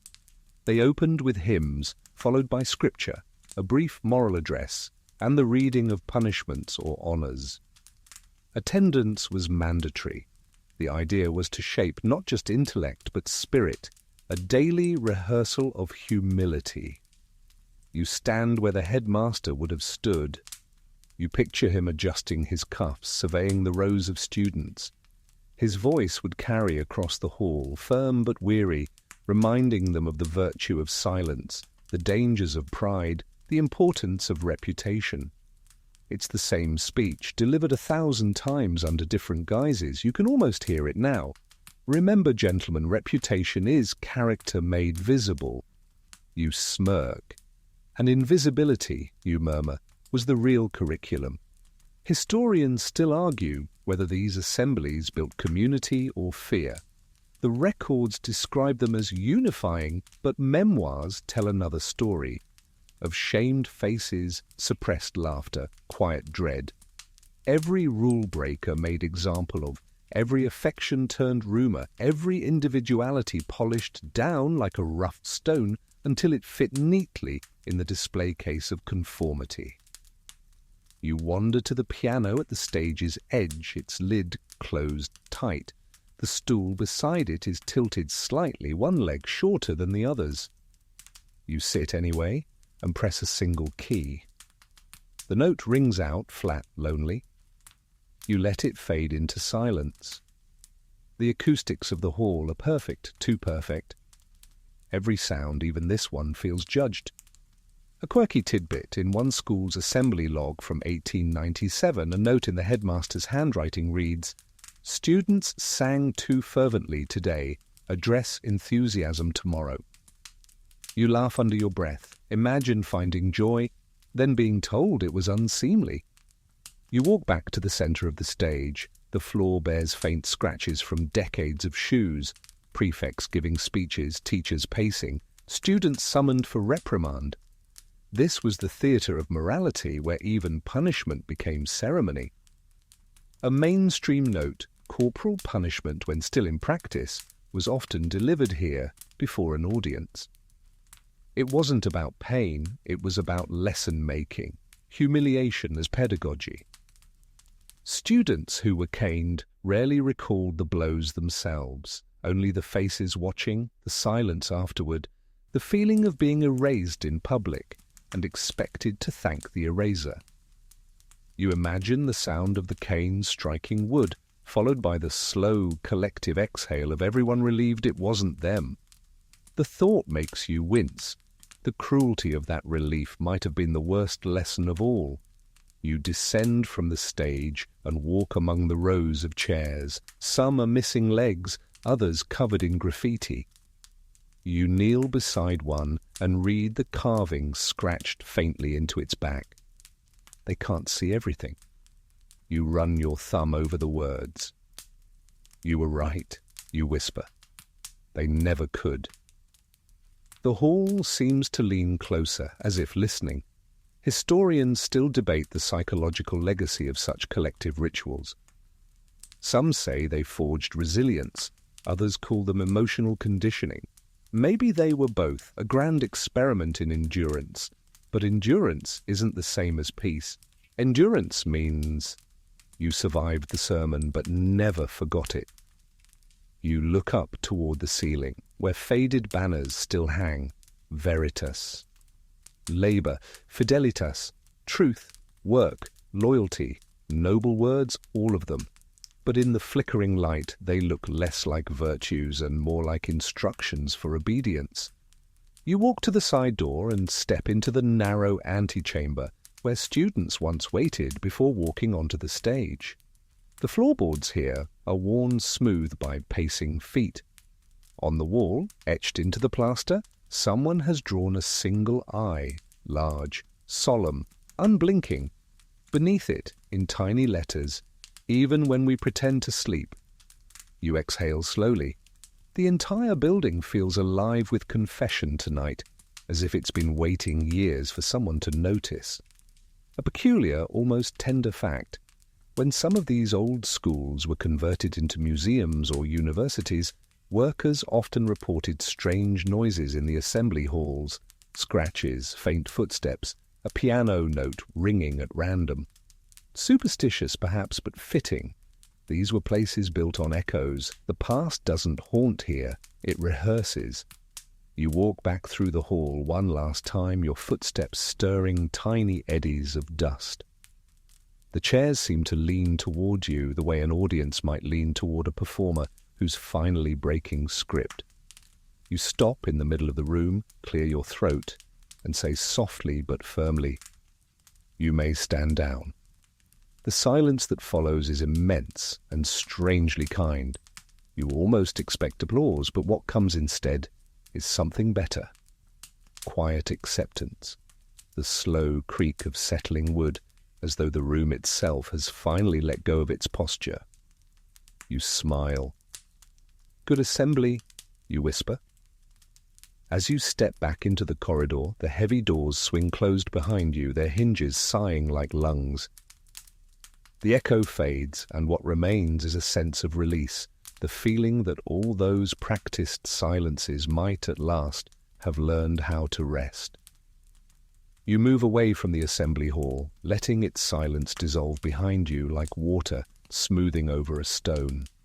The corridor bends left, then right, narrowing until you're walking through a dim passage that smells faintly of paper and chalk.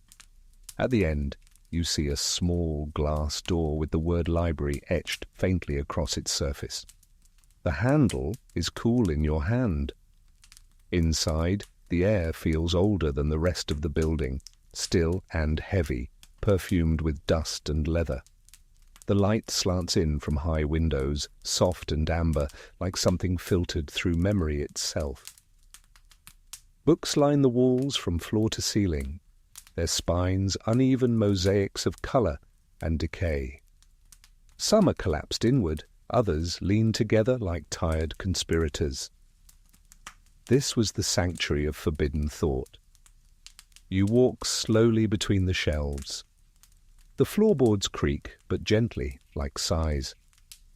The desks still hold inkwells crusted with residue, and the smell of it, iron, vinegar, paper, is as intimate as breath. You can almost see them. Rows of students hunched over essays, the occasional stolen glance exchanged over the rims of spectacles, the rustle of a smuggled note passed beneath a dictionary. The library, officially, was a monument to knowledge. Unofficially, it was a hiding place. A mainstream historical fact. By the late 19th century, many British boarding schools prided themselves on their moral libraries, collections carefully curated to avoid dangerous literature. Shakespeare's bawdier plays were omitted, the Romantics reduced to suitable excerpts, and any mention of Rousseau, Wilde, or Whitman was forbidden entirely. Libraries were censored temples of virtue. Yet paradoxically, they also became the safest spaces for rebellion.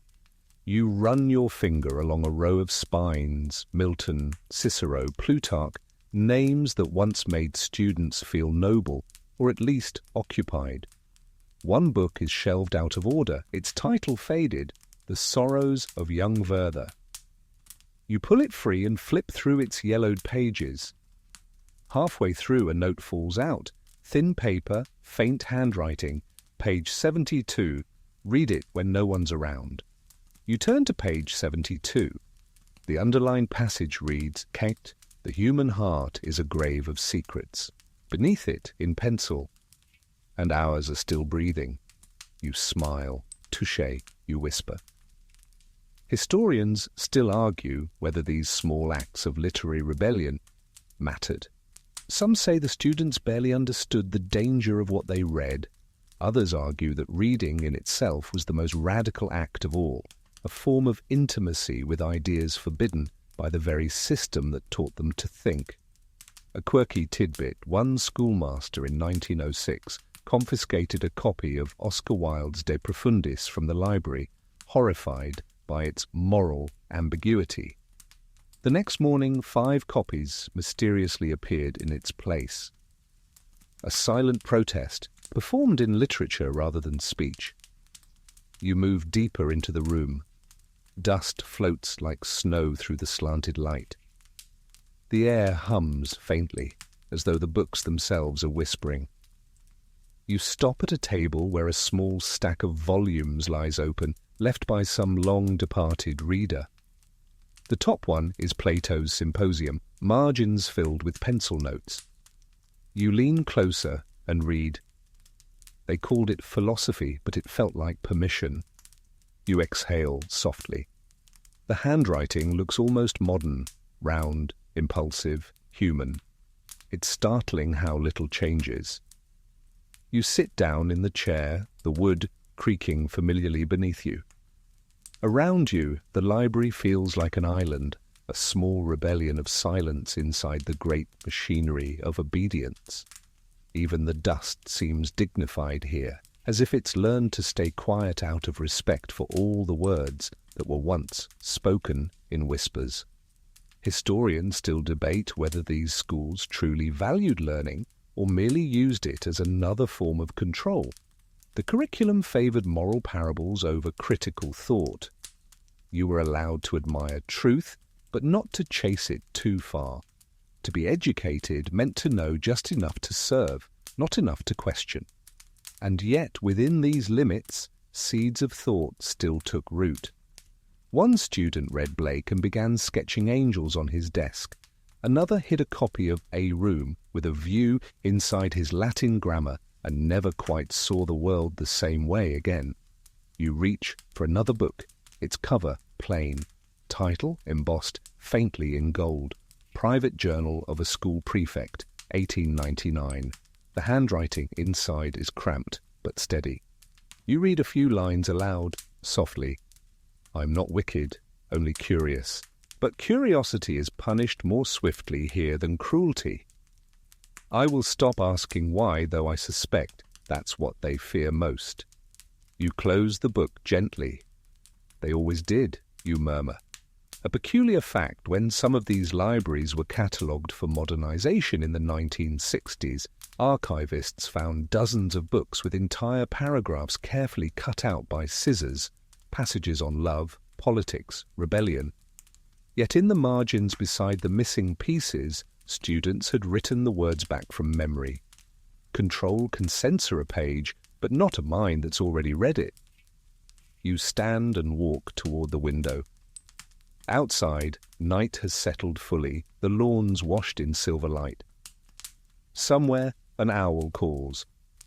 The library feels like a breathing thing, a body of paper and longing, kept alive by the quiet defiance of generations. You turn off the single lamp burning near the door. For a moment, the darkness is complete, dense with old thought. Then your eyes adjust, and you see the faint outlines of the books glowing in the moonlight. Thousands of spines like vertebrae of one great creature, ancient and awake. You whisper to it, "You remembered everything they tried to forget." The room gives no answer, only the sound of settling wood and a page turning itself somewhere deep within the shelves. You smile. "Good night," you say to the library, and close the door gently behind you. The corridor feels colder now, but not lonely. You carry a trace of that room with you, the smell of ink, the weight of words, the promise that even in silence, something always speaks. You drift back down the corridor, the hush of the library still clinging to your sleeves like the scent of paper. Night has settled properly now. Windows turn to ink, floors answering in soft creaks, lamps spreading little islands of honeyed light along the hall. You pass a glass case with a few relics, cricket caps, prize copies of Horace, a silver cup for conduct, and catch your own reflection hanging there between artifacts. For a moment you look like a character in someone else's story, a neat silhouette pinned to a legend, which of course is exactly how these places learn to survive, by becoming stories first and facts second. This is where the world outside took over pop culture's romantic lens. You push open a door to a small screening room that must have been a lecture theatre once. Tiered benches face a whitewashed wall. A humming projector sits at the back, quiet as a sleeping moth. The place smells of chalk and old reels, of decades of ideas spooled onto thin strips and shown to students like windows you could hold in your hands. You sit in the front row, elbows on knees, and imagine the flicker beginning. Black and white faces, crisp uniforms, the sheen of rain on cloisters. The world fell in love with a curated version of the boarding school, cleaned, pressed, and perfumed with nostalgia. The prank became mischievous, the prefect honourable, the housemaster stern but secretly kind. Most of all, longing became picturesque, a flush on the cheek, a friendship composed of noble gazes and stiff upper lips, nothing messy, nothing dangerous, a cinematographer's dream and a therapist's nightmare. A mainstream historical fact. By the mid-20th century, novels like Tom Brown's School Days, already a Victorian template, had spawned an entire genre. School stories that celebrated camaraderie, sportsmanship, and character. Later, films and TV adapted and softened that world further, sanding down the birch rods and turning discipline into wise guidance.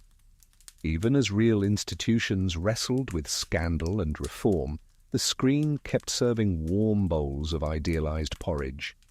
You watch the imaginary opening scene, boys running across a dew-soaked quad at dawn, chapel bells pealing, laughter rising like breath on cold air. A narrator murmurs clichés about the making of men. In this version, secrets are charming, never corrosive. The letters under pillows are witty notes, not lifelines. The punishments sting, but only long enough to produce the desired moral. It's tidy like a tie knot pulled snug. Historians still argue whether these portrayals were harmless wish fulfillment or deliberate myth-making that protected institutions from scrutiny. One camp says the stories were a coping mechanism. The public wanted to believe in a place where manners triumphed. Another counters that the stories were marketing, polish applied to reputation again and again until the wood beneath forgot its grain. The debate goes on like an old film looping on a projector no one can find the switch for. You think about how pop culture always cherry-picks. It keeps the vaulted ceilings, the cricket whites, the way candlelight makes any sin look like a sonnet. It softens the rest. Pain becomes pedagogy. Desire becomes a montage of glances. The silence you walk through all evening is redubbed with a jaunty score. If only life came with violins, to make repression sound brave. On the wall behind you hangs a corkboard studded with curling posters from bygone screenings, adaptations of school sagas, art house takes on cloistered youth, the occasional documentary promising the truth. You step closer and read the taglines, "Where boys become legends," a term you'll never forget, "Lessons of the heart." The fonts alone deserve detention. A quirky tidbit: in the 1930s, one school's film club reportedly spliced their own reel from bits of donated newsreels and melodramas, cutting together a two-reel epic in which the headmaster heroically saved the school from a flood, while the Latin master wooed the matron by reciting Horace. The student editor swore he only wanted to make them human. The administration confiscated the film. Rumours insist the matron kept a copy in her cupboard until she died. You sit again and let your mind project a different sequence, one that doesn't make it to the cinemas. A boy clutching a confiscation slip that says only impropriety. A girl staring at the ceiling, hearing the matron's steps fade and feeling the ache of unsent letters like a bruise. A prefect who is gentle in private and merciless in public because the system has taught him that kindness must never be seen walking alone. Not much box office in that, but plenty of truth. Still, the romantic lens did something curious. It preserved traces the ledgers tried to erase. When a film lingers a fraction too long on two hands brushing, or when a novel describes a friendship with a tenderness the author can't bring himself to name, you're glimpsing the negative space of the real story. The censors called it subtext.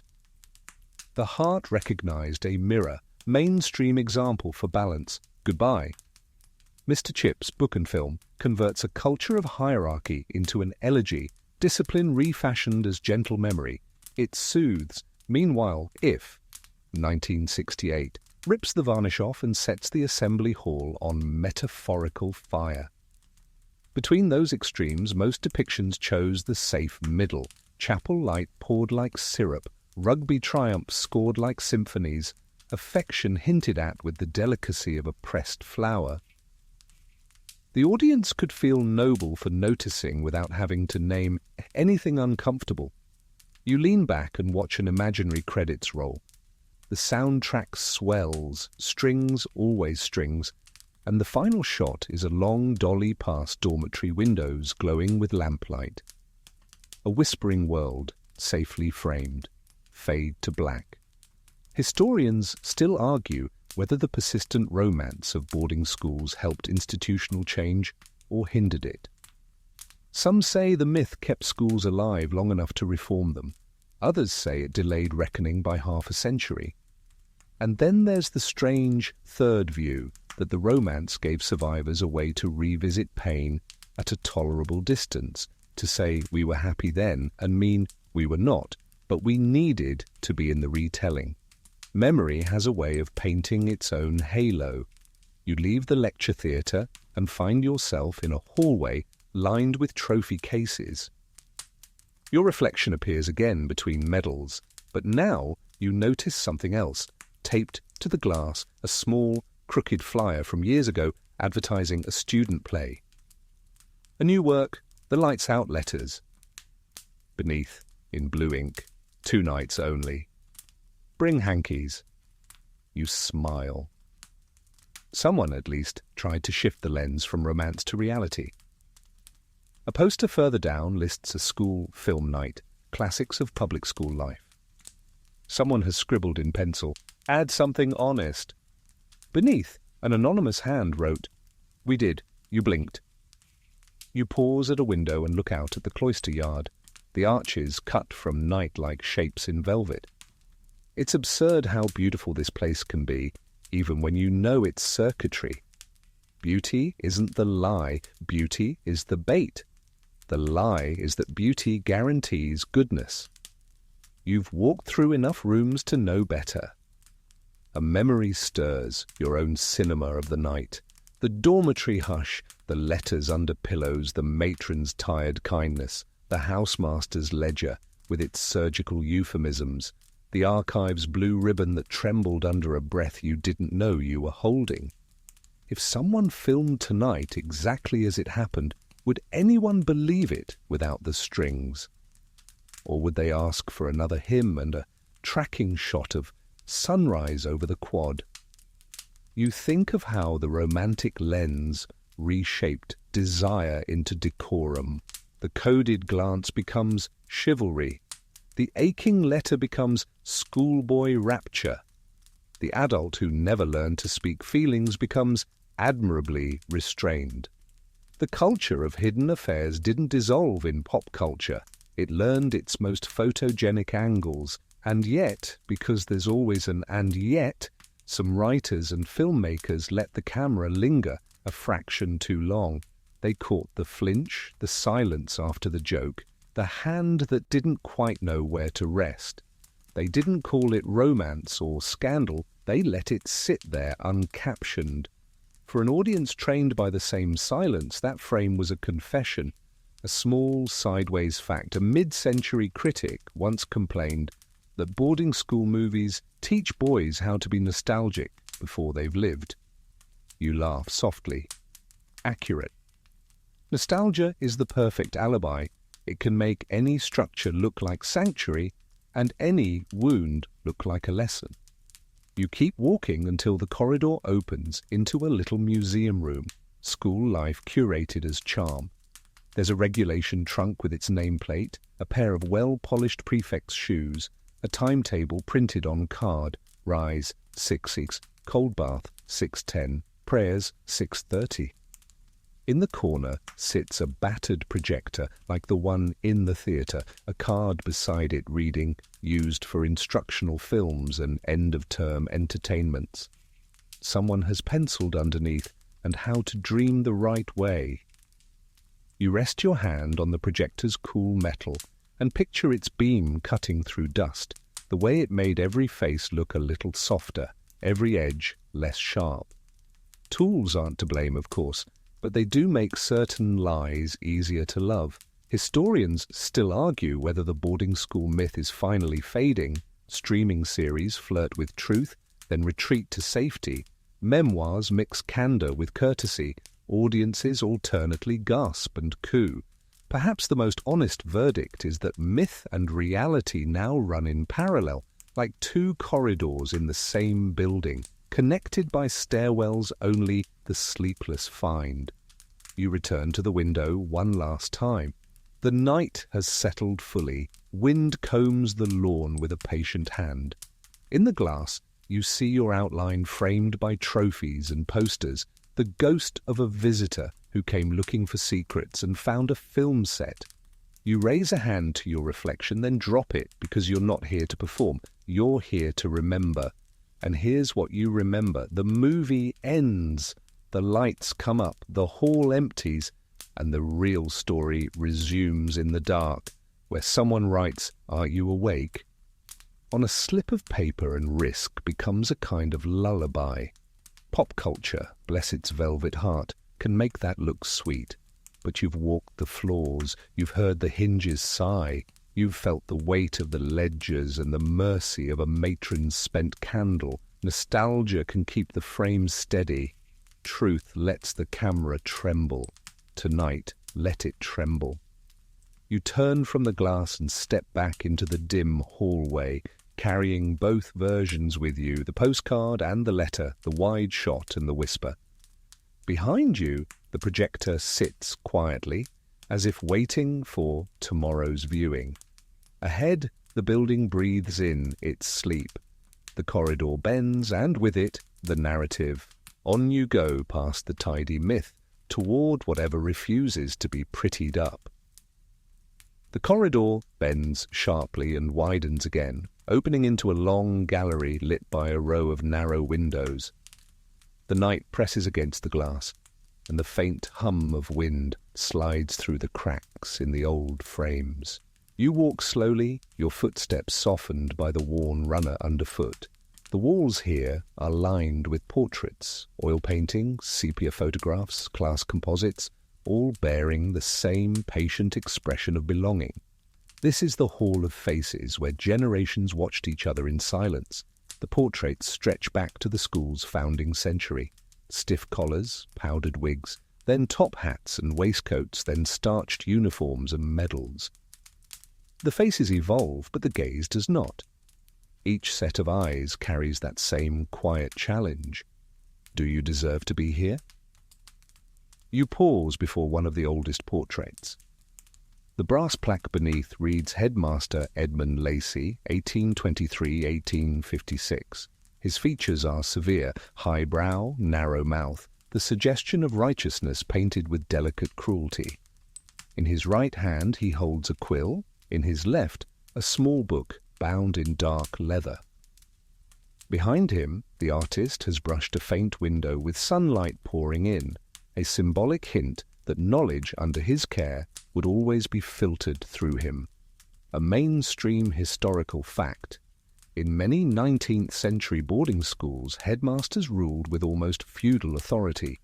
Their word was law, parents deferred, students obeyed, and entire staffs orbited around their temperaments.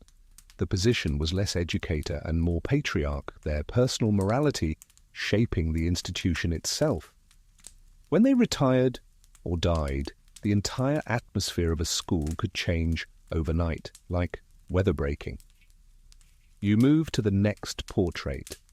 Headmistress Margaret Wetherell, 1892–1911. She looks sterner still, lips pressed into a single line, but her eyes, blue, sharp, alert, give something away.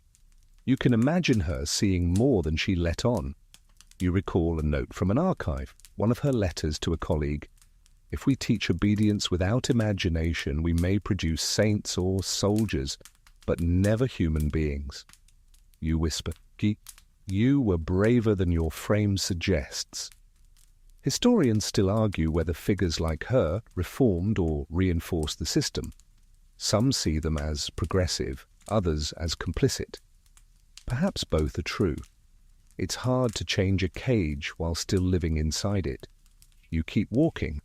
The portraits grow more modern, photographs now, sepia fading into grey, grey into colour. Students in blazers, prefect badges shining, sports teams arranged in orderly rows. Smiles appear somewhere around 1950, but they look rehearsed. One frame shows a group of students laughing mid-motion, heads thrown back. The caption reads, Field Day, 1963. You can't help noticing that the only genuine laughter in this gallery has been frozen under glass. You stop before a cluster of photographs labelled Staff and Alumni, 1939–1945. These faces are different. The postures are looser, the eyes older. War does that, teaches a kind of honesty the classroom never could. You read the small printed note below. 48 former students lost, 5 missing, 2 decorated for valour. You stare at those numbers, then look up again. Valour is always easier to count than loss. A quirky tidbit: during both world wars, many boarding schools offered their grounds for military training. Students practiced drills between Latin recitations. Playing fields became parade grounds. In one case, a headmaster proudly wrote that our boys learned Latin by day and bayonet exercises by dusk. His tone carried no irony. You walk further down the gallery, past the war years, into the decades of uneasy peace. The photographs from the 1970s look almost normal. Long hair, softer smiles, hints of rebellion at the edges. The captions speak of modernization, of new openness, of student councils. Yet between those faces, the architecture of control remains the same. Straight lines, careful posture, uniformity disguised as progress. Historians still debate when the real change began. Some mark it with the abolition of corporal punishment in the late 20th century, others with the integration of genders or the rise of psychological welfare. But the truth hides between timelines. Systems don't end when laws change. They end when memory does, and memory here is patient. You find yourself standing before a mirror set between the final 2 portraits. It's tall and tarnished, its edges chipped. For a second you mistake it for another photograph, another face to decode, but it's you staring back, your own features framed by the dim light and the eyes of centuries around you. You lean closer. The mirror's surface is speckled, silver peeling into constellations. You look like you've been painted into their world. For a moment you wonder what plaque would sit beneath your reflection. Visitor 2025 looking for ghosts. You chuckle softly. Found them. The sound bounces down the gallery and doesn't quite come back. You imagine all these portraits listening, their painted ears itching at the idea of someone laughing here after dark. Maybe it's not laughter they mind. Maybe it's the casualness of it. They lived for ceremony. You're just walking. A faint draft stirs through the hall and you notice something odd. One of the smaller portraits near the end, unlabeled, cracked along the edge, hangs slightly crooked. You reach out and straighten it. And as you do, a scrap of paper slips from behind the frame, landing softly on the floor. You pick it up. It's a photograph, small and worn. Two students, perhaps 16 or 17, standing side by side, their hands brushing. The edges of the picture are burned, as if it had been hidden somewhere dangerous. On the back, a few words written in pencil. After rehearsal. No one saw. You exhale slowly. The gallery tilts a little in your perception, like the floor shifted under a truth too long ignored. You slide the photo back behind the frame, tucking it safely out of sight again. Some secrets prefer to remain shared only with the walls. A mainstream observation, over time, archives and restorations have uncovered countless unofficial artifacts, photographs, diaries, letters that contradict the spotless histories published by these institutions. Modern curators face a dilemma: how to honor truth without tearing apart the myth that still attracts alumni donations. It's not just a matter of history, it's economics. Tradition, after all, is a brand. You step back from the walls. The faces stare ahead, frozen in various centuries of dignity. You think about how each of them once blinked, once breathed, once wanted something. The portrait freezes only the posture, not the pulse.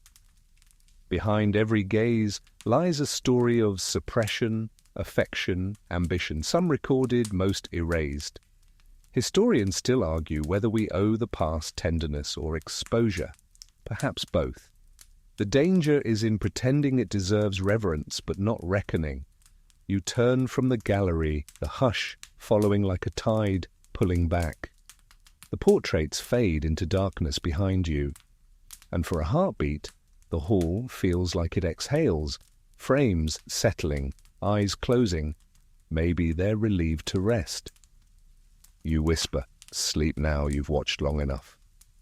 And then for the first time all night, you hear something that feels like silence without guilt. The gallery's silence follows you down the next corridor, softer now, like a blanket pulled up over tired eyes.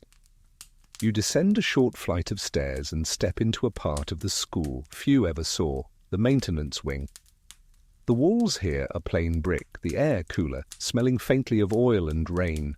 Pipes run along the ceiling like ribs, humming faintly. Somewhere, water drips, a slow, metronomic rhythm that feels older than any headmaster's sermon. This is the underbelly, where the elegant facade gave way to function. You pass a small wooden door with a frosted window labelled Caretaker. The brass letters are worn smooth by decades of knocks. You hesitate, then push it open. Inside, the room is cramped but neat. A narrow cot tucked against the wall, a desk cluttered with tools, a kettle perched precariously on a hot plate. Shelves lined with cans of polish, spare bulbs and screws sorted into jam jars. Above the desk, pinned under a rusty tack, hangs a small photograph of the school courtyard taken in sunlight.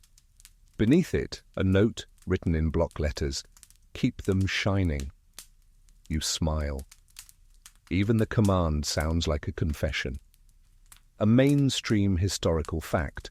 Boarding schools relied heavily on caretakers, janitors, gardeners, workers who often lived in the basements or outer cottages, unseen but indispensable. They kept the place running, yet remained outside the hierarchy that ruled everyone else. Some were ex-students who'd never left.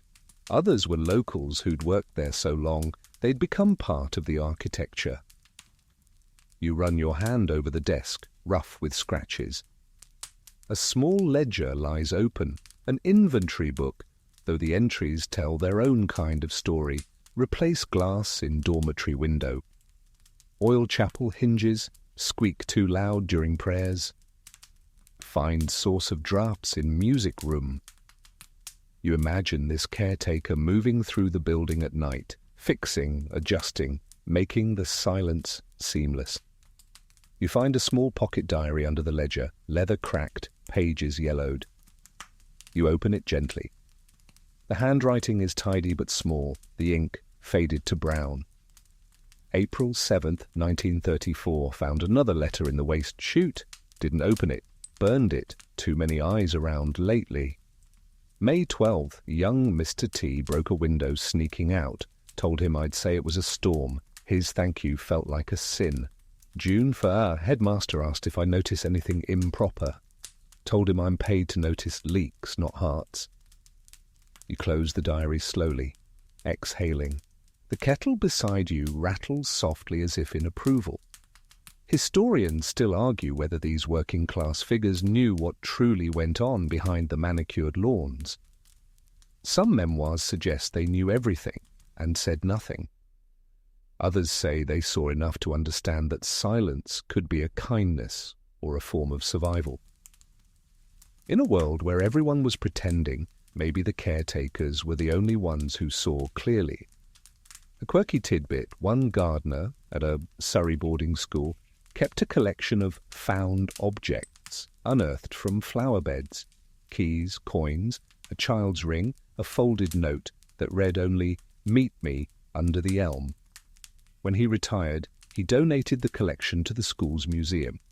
They displayed the coins but quietly buried the note.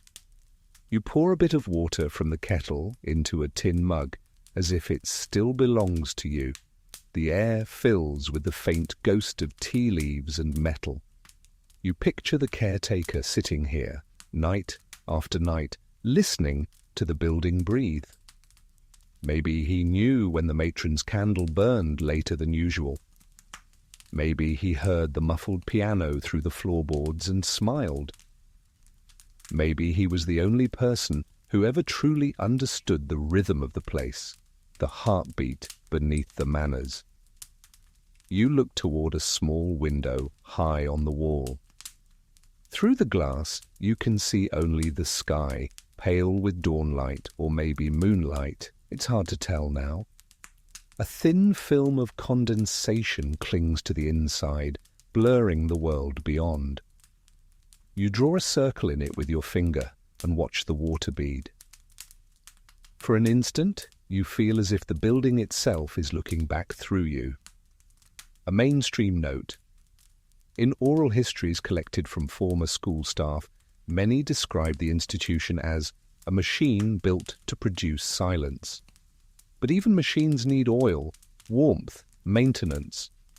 The caretakers were that quiet mechanics of humanity. When a student wept in the hallway, they pretended to sweep. When a master shouted, they pretended not to hear. Their discretion was its own philosophy. You sit on the edge of the cot, the springs groaning softly. The fabric smells faintly of tobacco and soap. On the bedside table lies a small matchbox labelled spares. Inside, instead of matches, are tiny folded notes. You unfold one. The handwriting is childish but earnest. "Thank you for fixing the radiator. It was freezing. Don't tell anyone I said thank you." You feel the smile tug at your mouth again. So much gratitude in this place had to arrive. Disguised. Another note, smaller. You see everything, please don't see me. You fold it back carefully, slip it where it was. The matchbox feels heavier now, not with weight, but with proof. Historians still debate what to call such hidden kindnesses. Some say complicity, others quiet resistance. Perhaps it's simpler than that, people surviving inside a structure too big to fight directly, choosing small mercies over grand rebellions. You glance at the clock above the desk, its hands frozen at 11:47. You imagine the caretaker one night long ago, mid-repair, pausing just as it stopped, listening to the ticking die into silence. Maybe he thought, finally, one thing I don't have to fix. A faint draft moves through the open door, rustling the pages of the ledger. You hear a distant clang, pipes expanding, or perhaps the building sighing in its sleep. You stand, stretch, and whisper, "You did good work." As you leave the room, you notice a line etched faintly into the paint near the doorframe, scratched with a screwdriver or key. Someone's got to keep the place gentle. You step back into the corridor, closing the door behind you. The hum of pipes seems to follow, steady and low, like the school's old heartbeat still pulsing through the dark. You follow the sound of the pipes until it fades into a hush so complete that you can hear your own pulse in your ears. The air shifts again, less metallic now, tinged instead with the cool scent of stone and damp earth. The passage you're walking slopes downward and ends at a heavy oak door bound with iron. It takes both hands to push it open. The hinges groan softly like something waking. Beyond is the chapel. Even in the dark, you can feel its shape before you see it, the high vault of the ceiling, the faint sweetness of old incense, the echo that comes before sound. A few candles still burn along the altar rail, their flames trembling. Stained glass saints gaze down in frozen benevolence. The pews, worn to a polish by countless elbows, stand neatly in rows as if waiting for someone to confess. You step inside quietly. The door closes behind you with a gentle, resonant thud. This is the heart of absolution and avoidance, the place where generations were taught to mistake ritual for redemption. A mainstream historical fact, most British and colonial boarding schools were built around chapels, both architectural and moral centres. Attendance was compulsory, sermons frequent, and confessions expected to stay within these walls. The church and the school were twin engines of respectability. One ruled souls, the other shaped manners. Together they created the illusion that silence was sacred. You walk slowly down the aisle.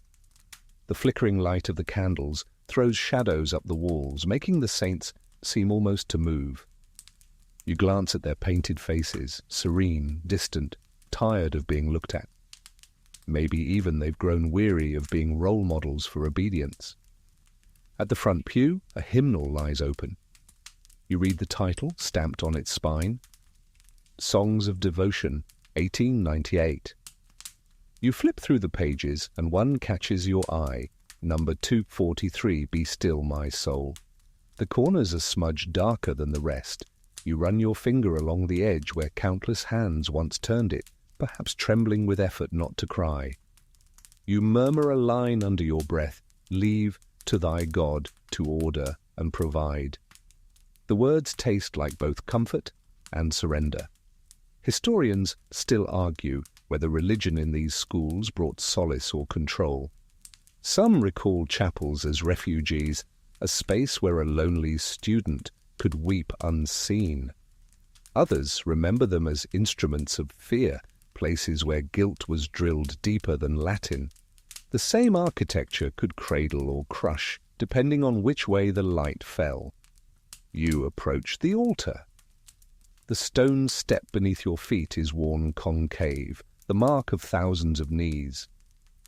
You kneel instinctively, not in worship, but in solidarity with all the people who once did so, out of habit or hope. The cold of the stone seeps into your skin, grounding you. A quirky tidbit: in one 19th century boarding school, students were required to confess not only their sins, but also the sins of imagination, any impure or rebellious thought, even if it had never been acted upon. The chaplain kept a small book listing such temptations. The final entry simply reads, "A certain student refuses to feel remorse." You exhale through your nose. "Good for him," you whisper. The sound echoes softly against the vaulted ceiling. It feels dangerous to speak here, even now. The air still holds centuries of swallowed words. You move toward a side alcove where a smaller shrine stands. A row of brass plaques lists names. Students lost to war, to illness, to accidents. You trace one name with your fingertip. J.E. Whitcomb, 1919-1935. No rank, no cause, just the dates. Someone cared enough to engrave the name, but not enough to ask what really happened. You remember reading a study once. The rate of suicide among students in early 20th century British boarding schools was quietly higher than the national average. Few records survive, disguised under vague words like fever or tragedy. Historians still debate why. Isolation, repression, the weight of impossible expectations, all probable, none sufficient. The truth never fits neatly on a plaque. You sit back on one of the pews. The candlelight flickers and the air shifts again, warm and alive. You imagine a student sitting where you are now, hands clasped, whispering to the darkness, "Please, just let me be ordinary." Maybe the chapel was the only room where anyone dared to ask for that. The pulpit looms to your left, its wood carved with vines and cherubs. You climb the few steps up to it and stand there, looking out over the empty pews. From this height, the room seems both intimate and infinite. You picture the chaplain here, black robes, pale hands, voice echoing as he spoke of virtue and vigilance. Perhaps he believed what he said. Perhaps he simply feared what silence might reveal. A mainstream note. Sermons in these schools often focused on purity and discipline. They warned against temptation, idleness, unnatural friendship. They preached duty as salvation. Many students later described how those words burrowed deep, shaping their sense of guilt long after they'd forgotten the sermons themselves. The echo outlived the voice. You rest your hands on the pulpit's edge. The wood feels smooth, almost soft, polished by a century of palms. You whisper to the empty hall, "You can stop now." The candles flicker all at once, as if the air itself exhaled. A small sound interrupts the quiet, a faint creak from the back pew. You turn, half expecting to see someone there, but it's only the building settling, or maybe the wind pressing through the window panes. Still, for a moment, you feel less alone. You descend from the pulpit and walk toward the organ loft. The instrument looms enormous, its pipes reaching into shadow. You touch one gently, it's cold, smooth, indifferent. You press a single key and a deep, shivering note fills the room. It's too loud for this hour, but you let it ring. When it fades, the silence that follows feels changed, like the room just remembered its own heartbeat. You stand still, eyes closed. The faint scent of wax and dust surrounds you. The quiet no longer feels like control. It feels like peace, hard won. Historians still debate the fate of these chapels. Some have been converted into theatres, others into dining halls or museums. But some, like this one, remain untouched, frozen in reverence. Perhaps that's appropriate, not for sanctity, but for memory. Every stone here absorbed confession after confession. It deserves its rest. You turn to leave. The last candle guttering near the altar flares once, then steadies, as if unwilling to let you go without blessing. You pause at the door and whisper to the shadows, "May you forgive yourselves, if not each other." Then you step out, and the chapel door closes behind you with the gentlest sound, a final Amen. The echo of the chapel's door fades behind you, folding neatly into the night. The hallway ahead feels almost weightless now, as if the building itself is exhaling after a long confession. You walk slowly, the soles of your shoes brushing against stone, the scent of candle smoke and cold air mingling in each breath. The windows on your left are black mirrors, reflecting the ghost of your lantern as you pass. This is the corridor of departures, the end of every school year, every career, every generation. All of them began and ended here. The same floor that carried thousands of small arrivals also carried their exits. You can almost see them layered atop one another, boys and girls in uniforms too large, teachers carrying boxes of papers, parents waiting awkwardly by the gate. Every farewell rehearsed, every emotion softened into politeness.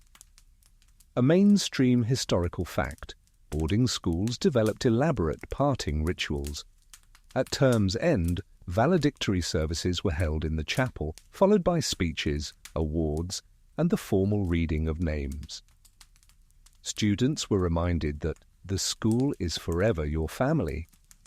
The phrase sounded comforting, but it was also a warning. You might leave the grounds, but you would never truly escape them. You pause by a small alcove halfway down the corridor. Inside stands a narrow table covered by a lace cloth. On it rests a guest book, the kind visitors signed at anniversaries or memorials. The pages are yellowed but still legible. You flip it open and run a finger down the neat rows of signatures. Headboy 1923, choir captain 1956, matron's assistant 1978. Then near the bottom of one page, smaller handwriting. Still learning how to leave, you whisper. Aren't we all? Historians still argue whether the culture of lifelong loyalty that these schools bred was mentorship or manipulation. Some alumni describe feeling a deep bond, a sense of belonging that never faded. Others call it a brand of gentle indoctrination, the kind that convinces you your own nostalgia is a virtue. You close the book gently and keep walking. The corridor ends in a set of double doors leading out to the courtyard. You push one open and the night air rushes in cool and clean. The courtyard spreads wide under the moonlight, framed by cloisters and ivy. A fountain murmurs softly in the center, the water catching silver streaks of light. You breathe in the damp scent of grass and rain-soaked stone. It's beautiful in the way ruins are beautiful. Half truth, half memory. A quirky tidbit, one former student, interviewed decades later, said that graduation day always felt less like freedom and more like deportation. We were taught to love the prison, he said, so that leaving it felt like betrayal. The phrase caught on among historians studying institutional nostalgia, how places of repression often become sentimental touchstones for those who endured them. You walk along the edge of the cloister, fingers brushing the cold stone columns. They're worn smooth where countless hands have touched them. Students waiting for letters, for friends, for courage. You can almost feel the grooves of their anxiety carved into the stone. You pause by the fountain. The water is shallow, the surface trembling under the night breeze. Coins glitter beneath, offerings tossed by visiting alumni clinging to the illusion that memory buys absolution. You drop a small pebble in just to hear the sound. The ripples spread outward, distorting the reflection of the moon into 1,000 soft crescents. Historians still debate why nostalgia remains so potent for institutions built on hierarchy. Perhaps because memory edits cruelty into character. Perhaps because we mistake familiarity for affection. Or perhaps because to admit resentment would mean rewriting one's entire sense of self. You lean against the stone ledge of the fountain. The air is colder now. Somewhere above, a clock strikes midnight, its chime rolling gently across the campus. You picture the students who once stood here at this hour, those who couldn't sleep, those who had secrets to bury before morning. Maybe they met by the fountain, whispered confessions into the wind, promised to forget and failed beautifully. A faint sound catches your ear, the rustle of paper. You turn and see a folded sheet wedged in the crevice of a nearby column. You pull it free. The ink is faint, almost dissolved by rain. "I forgive you," it says. Nothing else. No signature, no recipient. Just those 3 words. You close your eyes and let the wind lift the edges of the page. You can feel the pulse of the whole building behind you, its tired bones, its secret tenderness. You wonder who wrote that note and whether they meant it for another person or for themselves. A mainstream observation. In psychological studies of former boarding students, forgiveness, both giving and receiving, emerges as the hardest lesson learned later in life. The institutions prized control, not reconciliation. To forgive meant to acknowledge pain, and pain was never part of the curriculum. You refold the paper carefully and place it on the rim of the fountain. The water laps at it, softening the edges until it looks like it's dissolving back into the night.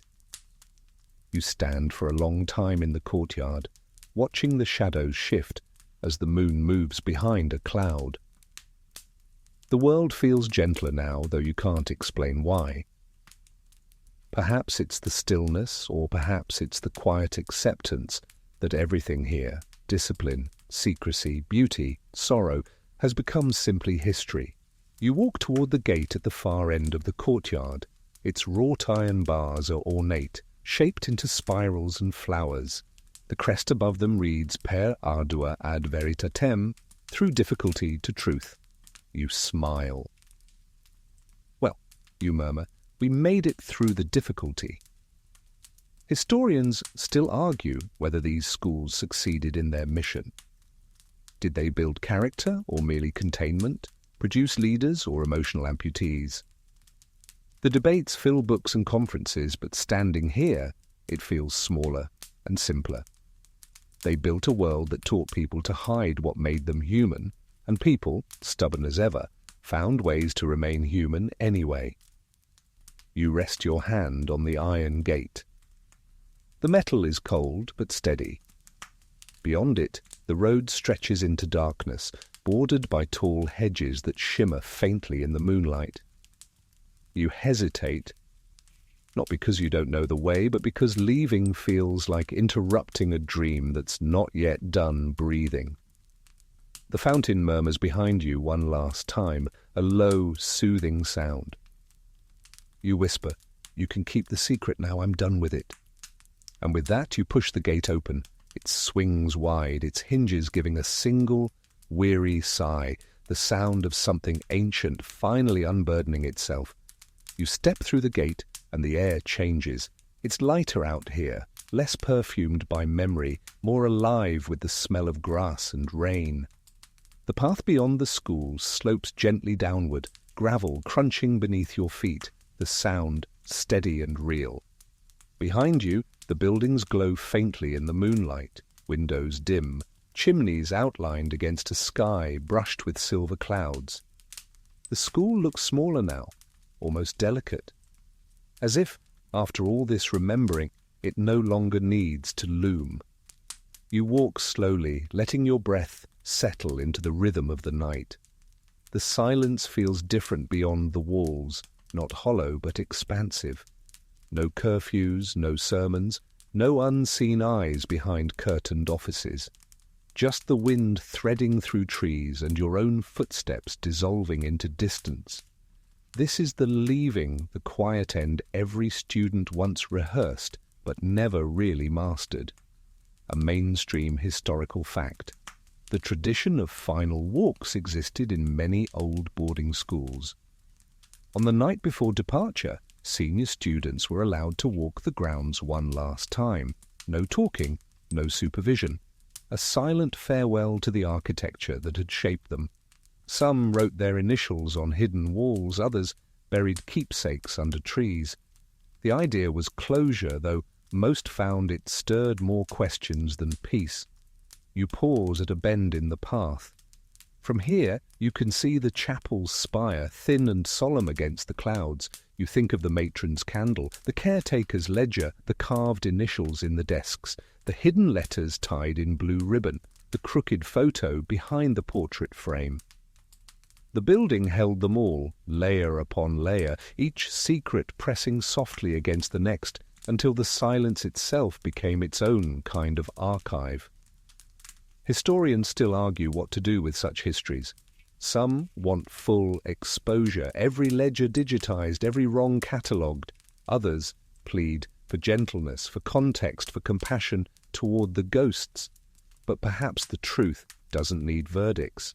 Perhaps it only needs to be witnessed the way you've witnessed it tonight, not as scandal or nostalgia, but as evidence that people loved and feared in equal measure, and sometimes confused the two. You reach a small wooden bench beneath an old oak tree. Its bark is rough and mottled with lichen, the ground beneath scattered with acorns and damp leaves. You sit down, listening to the faint drip of water from the branches. The bench wobbles slightly. It's been here a long time. Someone carved initials into its edge. LH plus RC. The heart between them has almost faded, the grooves softened by weather. You trace it with your thumb smiling. Even decay can be tender. A quirky tidbit. Some alumni reunions in the early 2000s included organized confession walks where former students retraced their teenage haunts and spoke aloud one secret they'd never told. One man admitted he'd stolen library books and hid them in a hollow tree. Another confessed he'd loved a friend but never dared say so.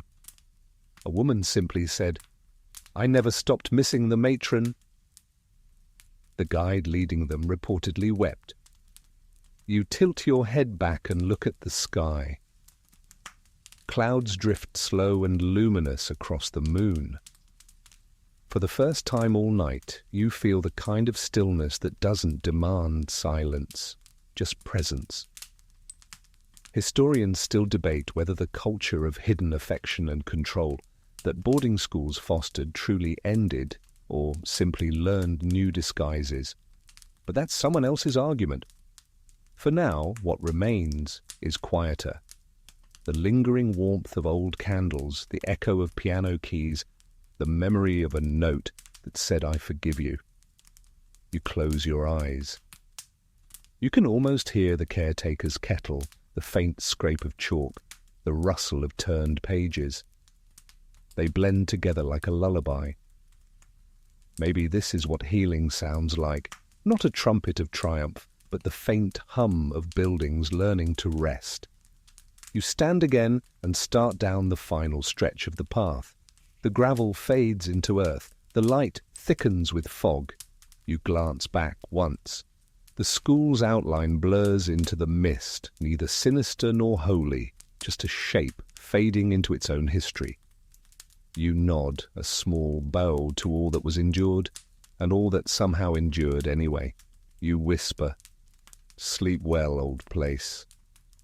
Then you turn and keep walking until even the sound of your footsteps disappears.